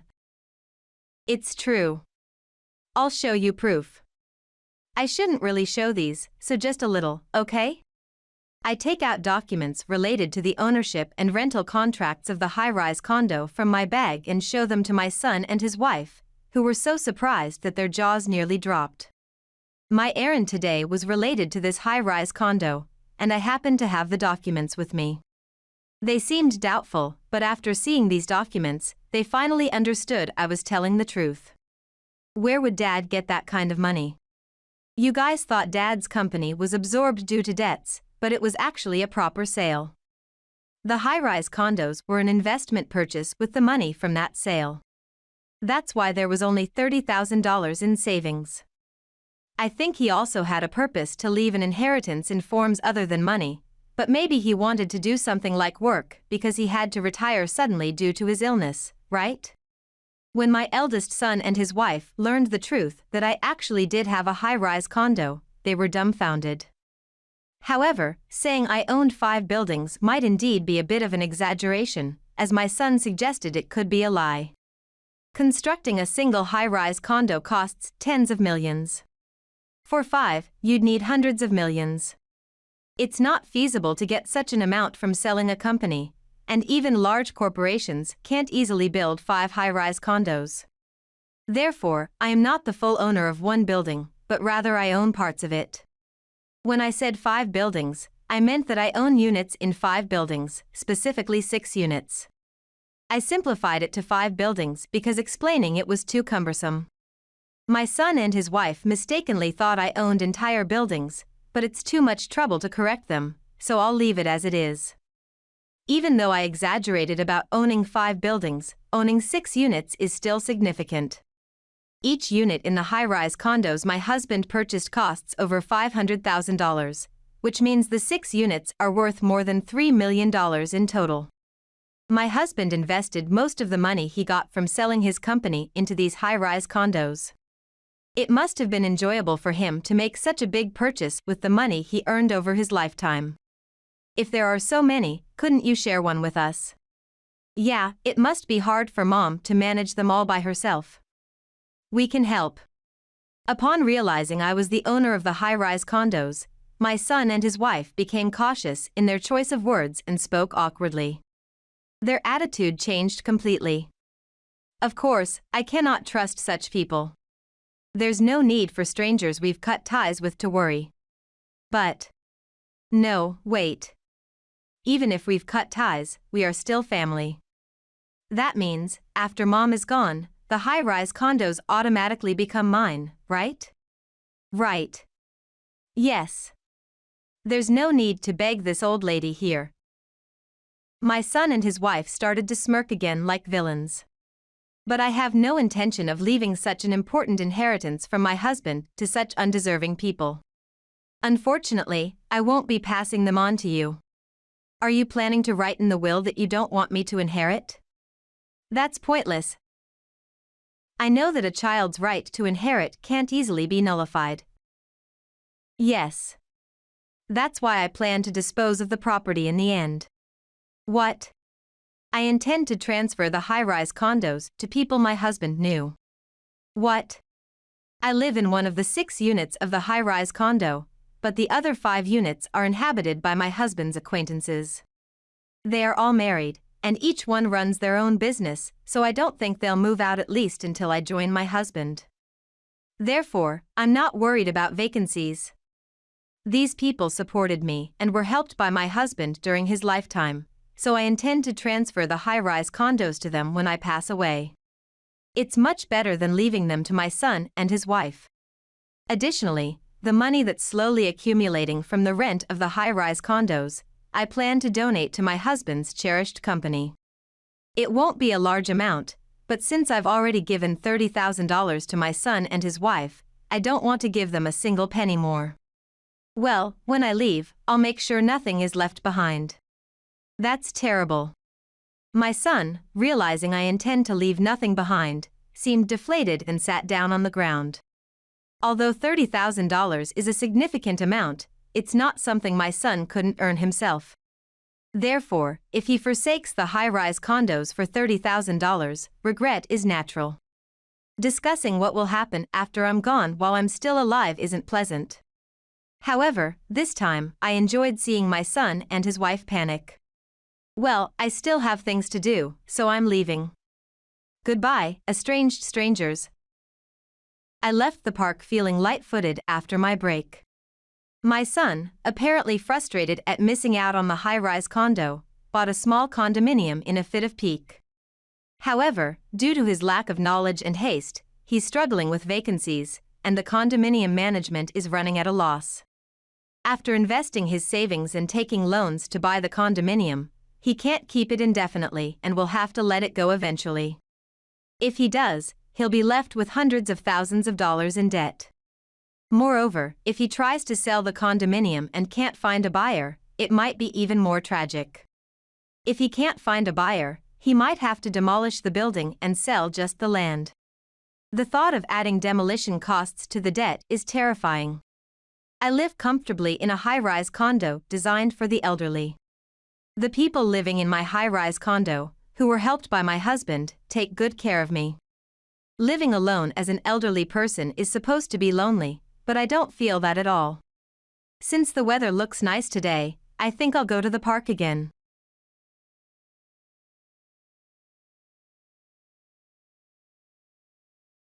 I want you to marry me, Sean said to me with a determined look.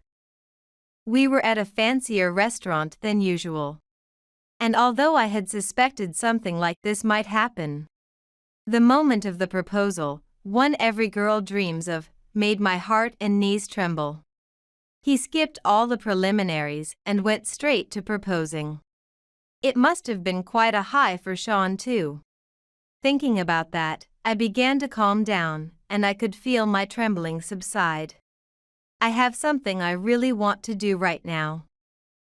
It's my dream, my goal. Can I continue with it even after we're married?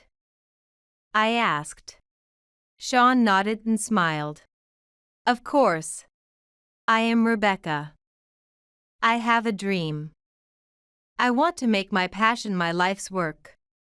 And I'm taking steps towards making it a reality right now. I've always been good with my hands, enjoying detailed work and having a strong interest in crafting. I've made plastic models and even carved woodblock prints and Buddha statues with chisels. I have the patience needed for crafting. As I mastered various tools and expanded the types of things I could create, I started to wonder what it was that I truly wanted to create. Instead of dabbling in everything, I felt a desire to focus and fully utilize my abilities. During this time of searching, when I was a freshman in high school, my father suggested I attend a jewelry making class. My father runs an import company and knew a handmade jewelry designer through work. The recommended class was run by her, and she also taught there. As a girl, I had an interest in jewelry, but I had only ever thought of it as something to buy, not to make. The concept of handmade jewelry opened up a new path for me. You come highly recommended by your father. I hear you're very skillful with your hands. We welcome such talents, said Gina, the teacher, who was reputed to be a charismatic figure in the jewelry world. Her delicate, precise, yet bold designs are unique and have captivated many women. On the first day, after learning about the tools needed for handmade jewelry, such as pliers, nippers, cutters, and tweezers, I got to try them out. I was already familiar with these tools, but the ways they were used in jewelry making were somewhat unique and fascinating. You have a good touch. It's clear you're used to these tools.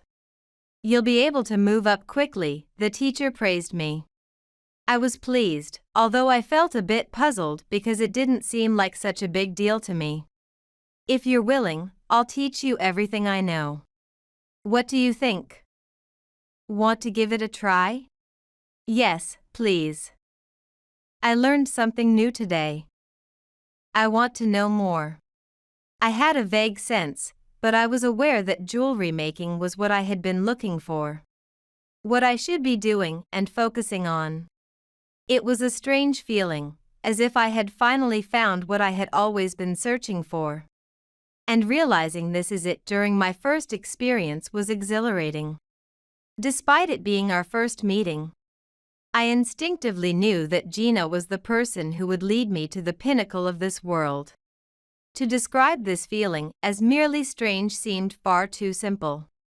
I had stuck my foot in the door out of a desire to learn something new. But I quickly became enthralled with jewelry making. Once my engine started, I was hooked, and attending classes became incredibly enjoyable. As I learned from Gina and began to research on my own, I eventually came to understand the allure of jewelry and wanted to create something that would maximize its potential. The joy of having found something I truly wanted to engage in enveloped me. While I continued to create, my interest also turned toward accessory design, prompting me to enroll in the design course led by Gina. I realized anew that creation begins from nothing, and design is that critical first step. Design demands more than manual dexterity, it requires strong drawing skills, a sense of aesthetics, and creativity, forces I had not fully utilized until now. Rebecca, you have a knack for this. Combining craftsmanship with design talent is rare. I was genuinely happy to hear her words because by that time, I was already convinced that this was my true calling. There are people in the world who are incompatible with oneself. And during the design course, I encountered such a person. Her name is Mandy. We were the same age, but for some reason, she took an unexplained dislike to me. Just because the teacher pays a bit more attention to you, don't get all cocky. You don't have any real talent. You're such an eyesore. Mandy seen she didn't like that Gina had highly rated me. Mandy was enrolled in the designer course, aiming to become a designer herself. But she seemed jealous and competitive. Because I had appeared later and demonstrated greater ability. If she had time to worry about others, she should focus on improving herself. I couldn't understand her attitude of treating me as an enemy without making any effort herself. And it was quite a nuisance. Although meeting Mandy was distressing, I never thought about quitting the class. For me, thinking about and creating jewelry had become incredibly important. Almost inseparable from my life. The teachings I received from Gina were a significant stimulus and absolutely crucial. And I could not consider distancing myself from these benefits. Despite the problem of Mandy, the time I spent fully learning about my passion flew by quickly. As the time to graduate from high school drew near, I began to contemplate my future path. I thought about what I was seriously committed to, and the things I needed to realize the world as I envisioned it. I found myself wanting to delve deeper into the study of design and the materials of jewelry and precious metals. I believed that skill is supported by knowledge, and knowledge in turn supports skill. This was the philosophy I held. Knowledge does not betray you. Now is the time to expand your capacity. Gina supported my thoughts. I set my sights on a university with an art department and dedicated myself to studying for the entrance exams, but Mandy mocked me. I'll move straight into a designer career after graduating high school. I don't have time for detours. You might as well get lost in a detour or a maze. Mandy planned to join Gina's design office immediately after graduation. If taken at face value, Her plan might seem commendable, but I could clearly see Mandy's underlying motives and true feelings. She found studying bothersome. She didn't want to spend 4 more years studying. If she had the time, she wanted to start working in the field immediately to enhance her skills. But had Mandy really made an effort to improve herself during the nearly 3 years we had been together? I knew her thinking all too well. Mandy did not excel at learning. She wanted to be the best, but did not show the effort required for it.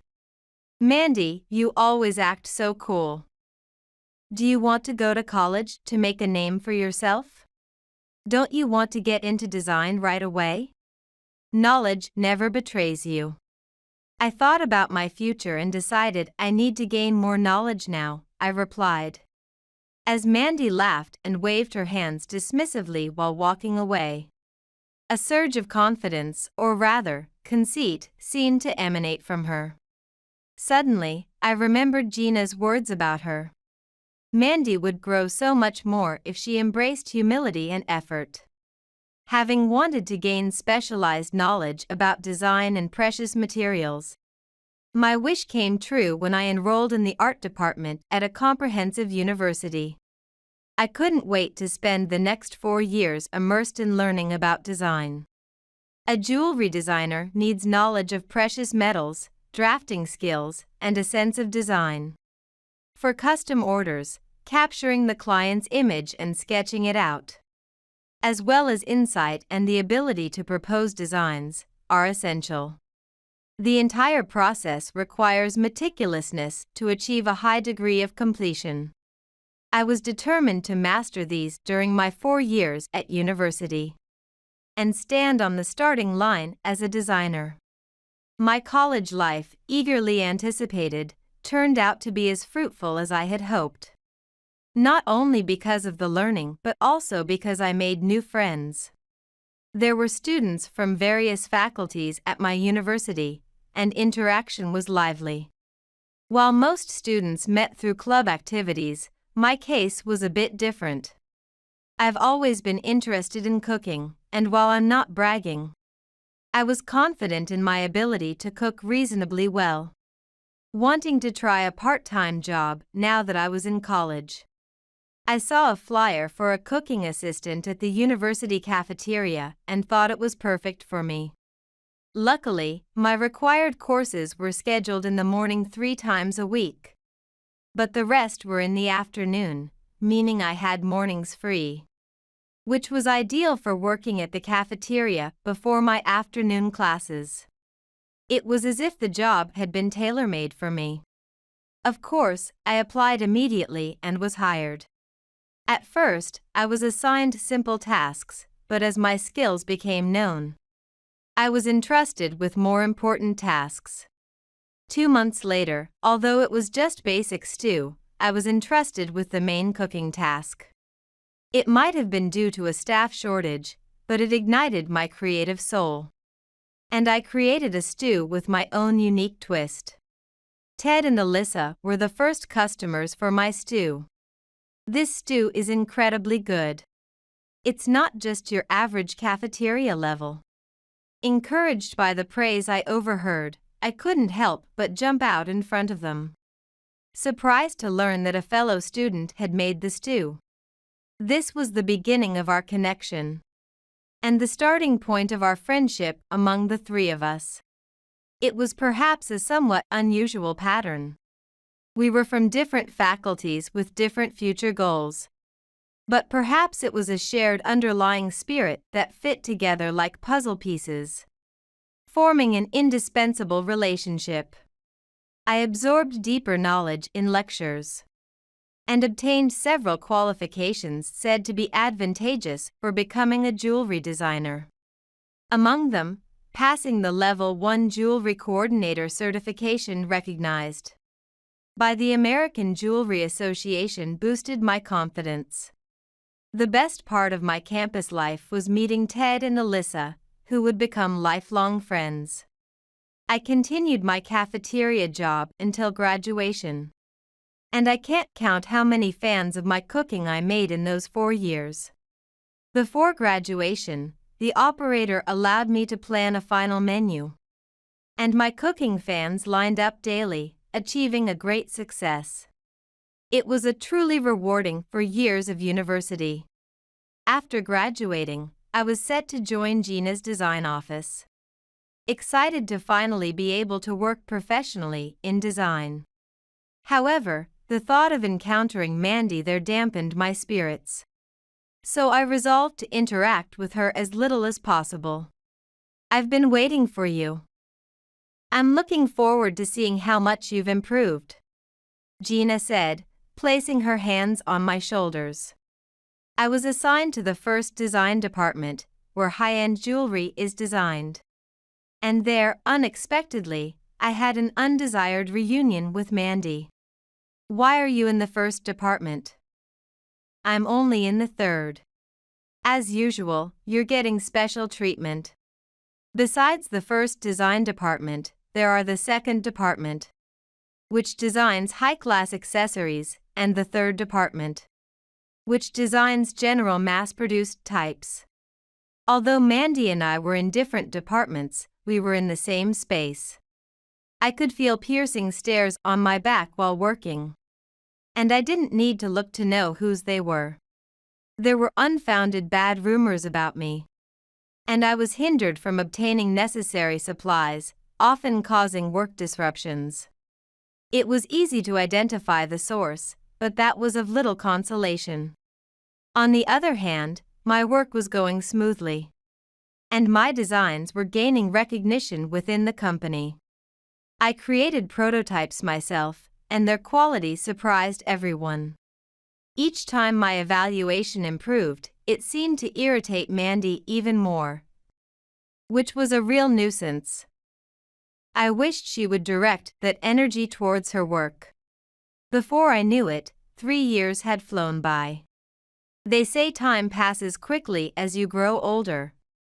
But perhaps it feels even quicker because of the fulfillment of daily life. I was riding the wave of work, with new ideas constantly coming to mind. Recently, personal changes were also occurring. "Rebecca, I've discovered a stylish cafe. Would you like to go?" The source of the change. Sean, a salesperson from a supplier who had been assigned to our company half a year ago, was inviting me out again today. He had started by inviting me to cafe, meals, and movies. And although I was overwhelmed by his approaches, I eventually agreed to go out with him. And before I knew it, we had started something akin to dating.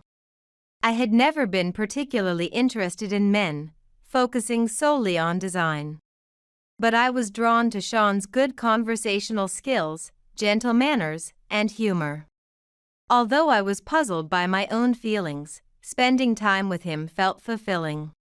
When Sean unusually invited me to a high-end restaurant, I sensed something was up. As we moved to coffee time after the meal, at the perfect moment, he presented a small box and said, "I want you to marry me." As expected, I thought, but I couldn't remain completely calm. In fact, my knees were trembling. It was the moment of proposal every girl dreams of, and my heart and knees shook. He skipped all the preliminaries and went straight to proposing. Sean must have been quite excited too.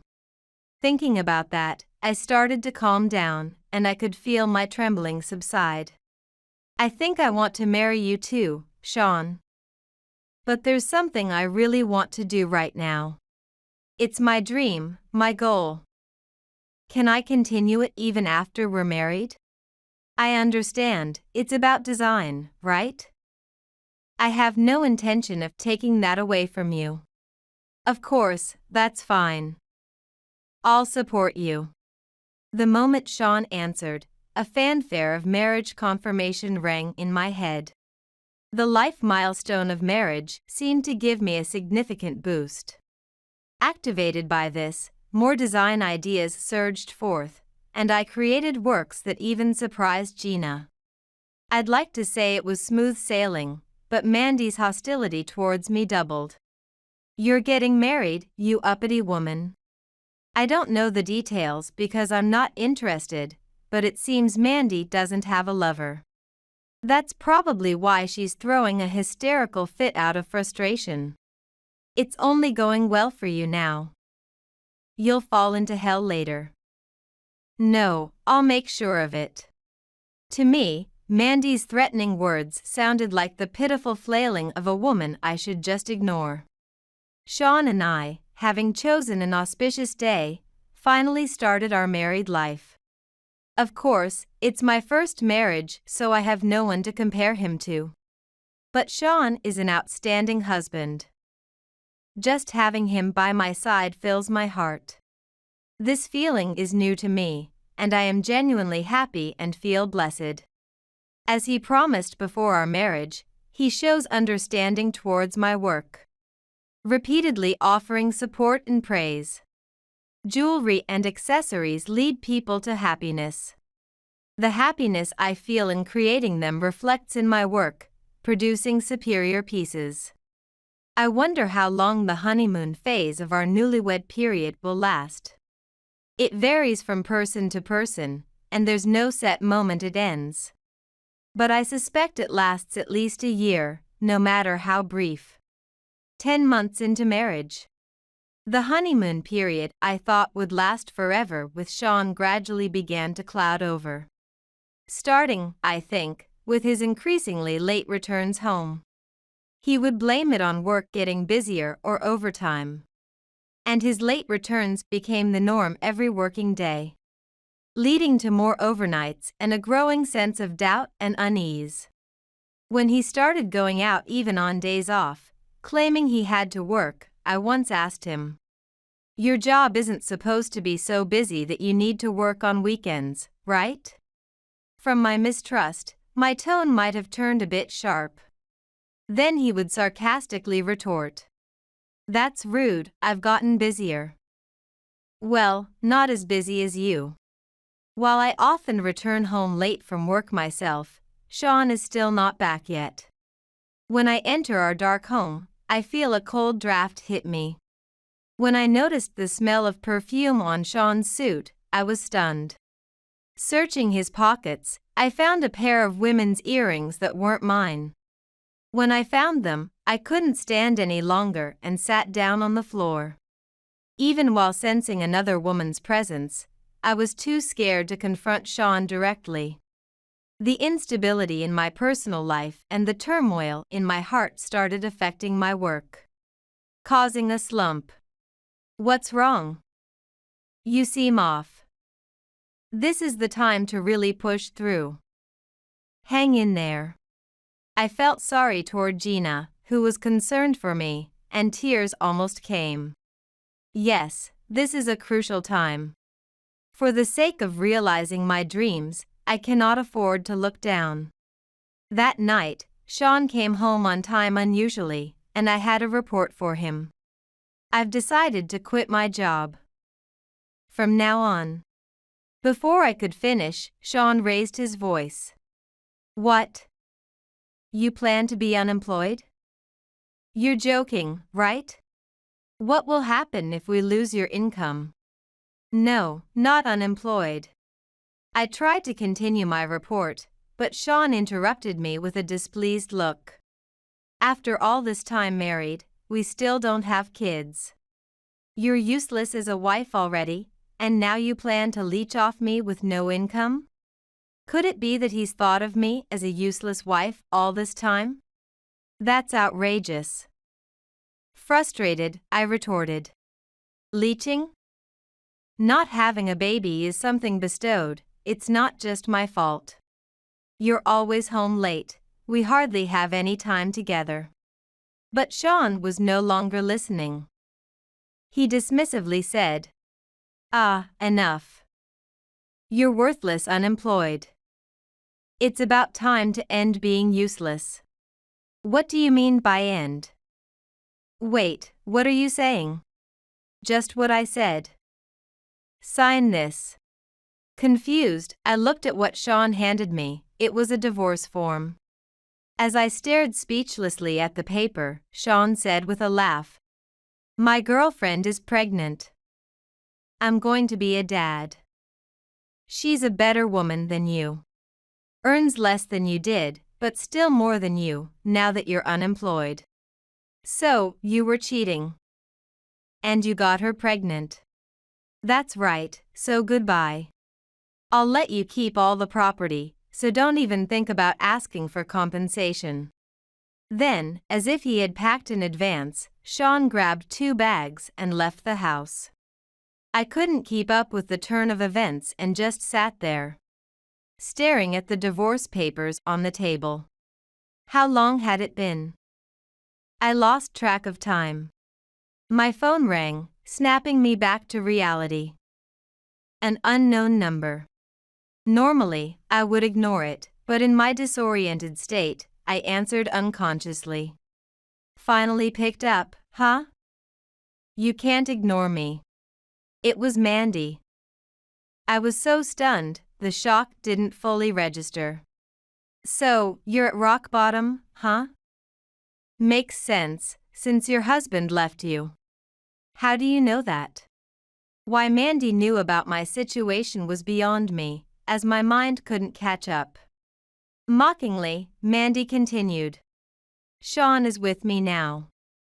He just left you. That's why I told you not to get cocky. Why is Sean with you? Don't you get it? Sean is mine now. You've been dumped. Hurry up and file those divorce papers. We want to get married soon, for the baby's sake."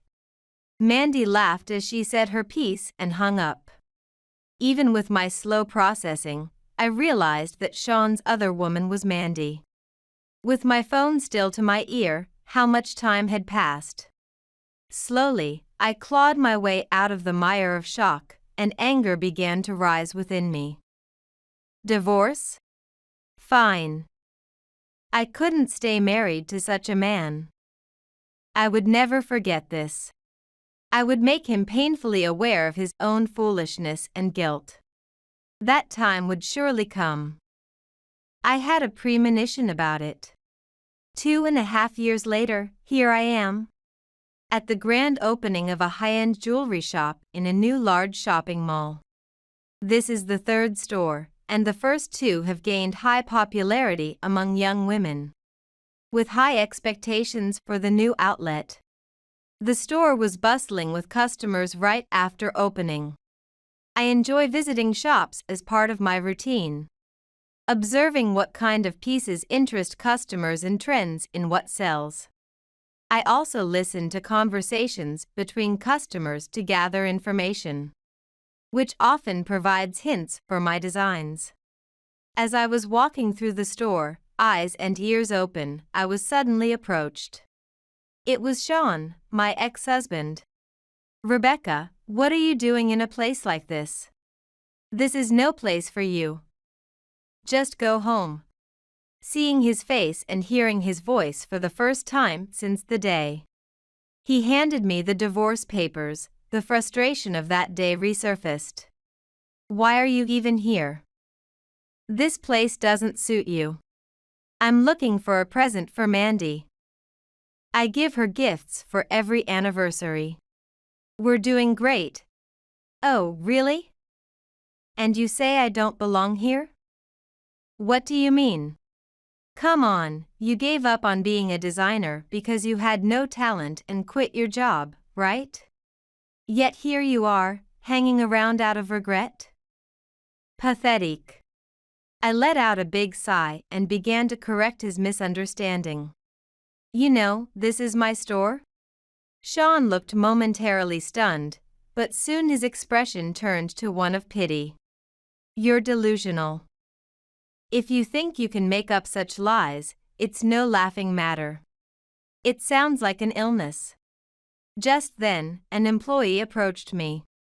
"President, about the display matter." "Oh, I'm sorry, were you busy?" "No, it's okay. We'll talk later." After apologizing to the employee and facing Sean again, he was shaking with astonishment. You're the president. So, this really is your place? The day Sean talked about me leaving the company and initiated the divorce. He didn't let me explain that I was leaving to start my own design studio. With Gina's encouragement, I decided to pursue my dream of independence. As I planned this, not only designing, but also selling the products myself became part of the goal. The opportunity came from my father, who runs an import business, and offered to share his know-how on product sourcing and sales. While my own accessories alone wouldn't have been enough to open a store. Combining them with a variety of excellent products sourced both domestically and internationally, we could make it work. Gina was also keen to help, and so the plan kicked off. Furthermore, the arrival of two powerful allies made the founding of my company possible. Those allies were Ted and Alyssa, my close friends since university. Ted, a lawyer specializing in corporate law since graduating from law school, advised on company setup and intellectual property rights. Alyssa, with a background in business administration and rich in management knowledge, drew on her experience to offer operational advice. With their robust support, the company had a smooth start. Additionally, both my father and Gina provided financial support. Especially Gina, who also has a side as an investor. And she opened her class with the intention of leading capable individuals to independence. I was fortunate to meet her standards. I think I was lucky. The first store gained a reputation for the quality of its accessories and, being in a good location, attracted many customers. Social media spread helped too, stabilizing and increasing sales. My designs appealed to many female customers, especially younger ones. And the items sourced internationally were popular across all ages. Before I knew it, the company's retained earnings had grown so much that, after several capital increases, our total assets had reached $10 million. So, I'm doing well as a designer. Maybe my luck turned around after we split up? Realizing the truth, Sean's attitude changed, and he pressed me. $10 million in assets? When did? Wait, that means I'm entitled to a part of that. We need to divide your wealth fairly. Sean had previously said there would be no compensation or division of assets. But when I pressed him on this, he pathetically backtracked. That doesn't count. I didn't know you were going to be wealthy. What is he talking about now? The situation was so absurd that my astonishment quickly gave way to laughter welling up inside me. You don't understand, do you? Asset division is about dividing wealth acquired together when you divorce. Why should I share the wealth I built on my own after our divorce? When I asked this, Sean struggled to respond. That's because it's thanks to our marriage that your luck improved. That's why. He was twisting my words to suit himself. The wealth was created through my design skills. Even if it went to court, do you think you'd have a chance? I don't know about that. Sean still thought he could extract something from me. I needed to cool him down. Let me tell you something decisive then. The statute of limitations for claiming a division of assets is 2 years after divorce. That period has long expired. Even if it hadn't, your foolish demands would not have been recognized. Damn it. Frustrated, Sean was now on the defensive. Well then, I'll also be claiming compensation from you and Mandy. Make sure you pay up. Compensation now? That's not what we agreed on. Besides, who asks for compensation so late? He had no grounds to stand on, having reneged on his own words. Sean was angry but legally. The statute of limitations for filing for compensation was 3 years, so I was safe. Explaining this, Sean pleaded in desperation. "Don't do this. Please, I don't have that kind of money." "Oh, really? But you were here to buy a gift for Mandy today, weren't you? You must be getting squeezed by her, she's so demanding." Caught off guard, Sean stumbled over his words. I added, "I've heard Mandy makes all her men pay. Her relationships are a mess." Gina, too, had been troubled by Mandy's conduct, once remarking, "This isn't a school, so I can't give life guidance, but I can't just ignore it either," while grimacing. Suddenly, I remembered something and said, "You blamed me for not getting pregnant as a reason for our divorce. But wasn't it you who was the issue? What are you suddenly talking about?" "What do you mean?" "Well, it turns out I'm quite fertile. My daughter is almost 2 years old now." Betrayed by Sean and having become wary of men. It was Ted who had supported me both personally and professionally. "I've loved you since college. You had me with your cafeteria stew." Believing in Ted, I entered a relationship with him. Soon after, I became pregnant with his child and we married. With Mandy's hectic love life, you think she's pregnant with your child? Convenient timing. If you were the cause of the infertility, is her child really yours? Only God knows. It's my child, don't joke about that. Defeated in argument, Sean walked away as if sleepwalking. Later, I learned from reports that after confronting Mandy, Sean had a breakdown when he found out my suspicions were true. They broke up not just because of their relationship issues. After making a scene at Gina's office, where Mandy worked, which even involved the police, Gina, fed up with Mandy's behavior, fired her. Furthermore, Gina complained to Sean's company, leading to his dismissal. Now jobless, both were crushed under the weight of the compensation I demanded. Unescapable, thanks to the sharp lawyer Ted. How they would manage their finances was no concern of mine, they'd probably drown in debt. While Ted and Alyssa helped manage the business, I devoted myself to designing. I wanted to create things that would make women happy, adding a bit of sparkle to their lives.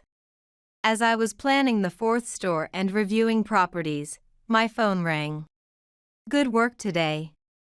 Looks like I can come home early. Let's have dinner together." "What's on the menu?" "Stew, your favorite."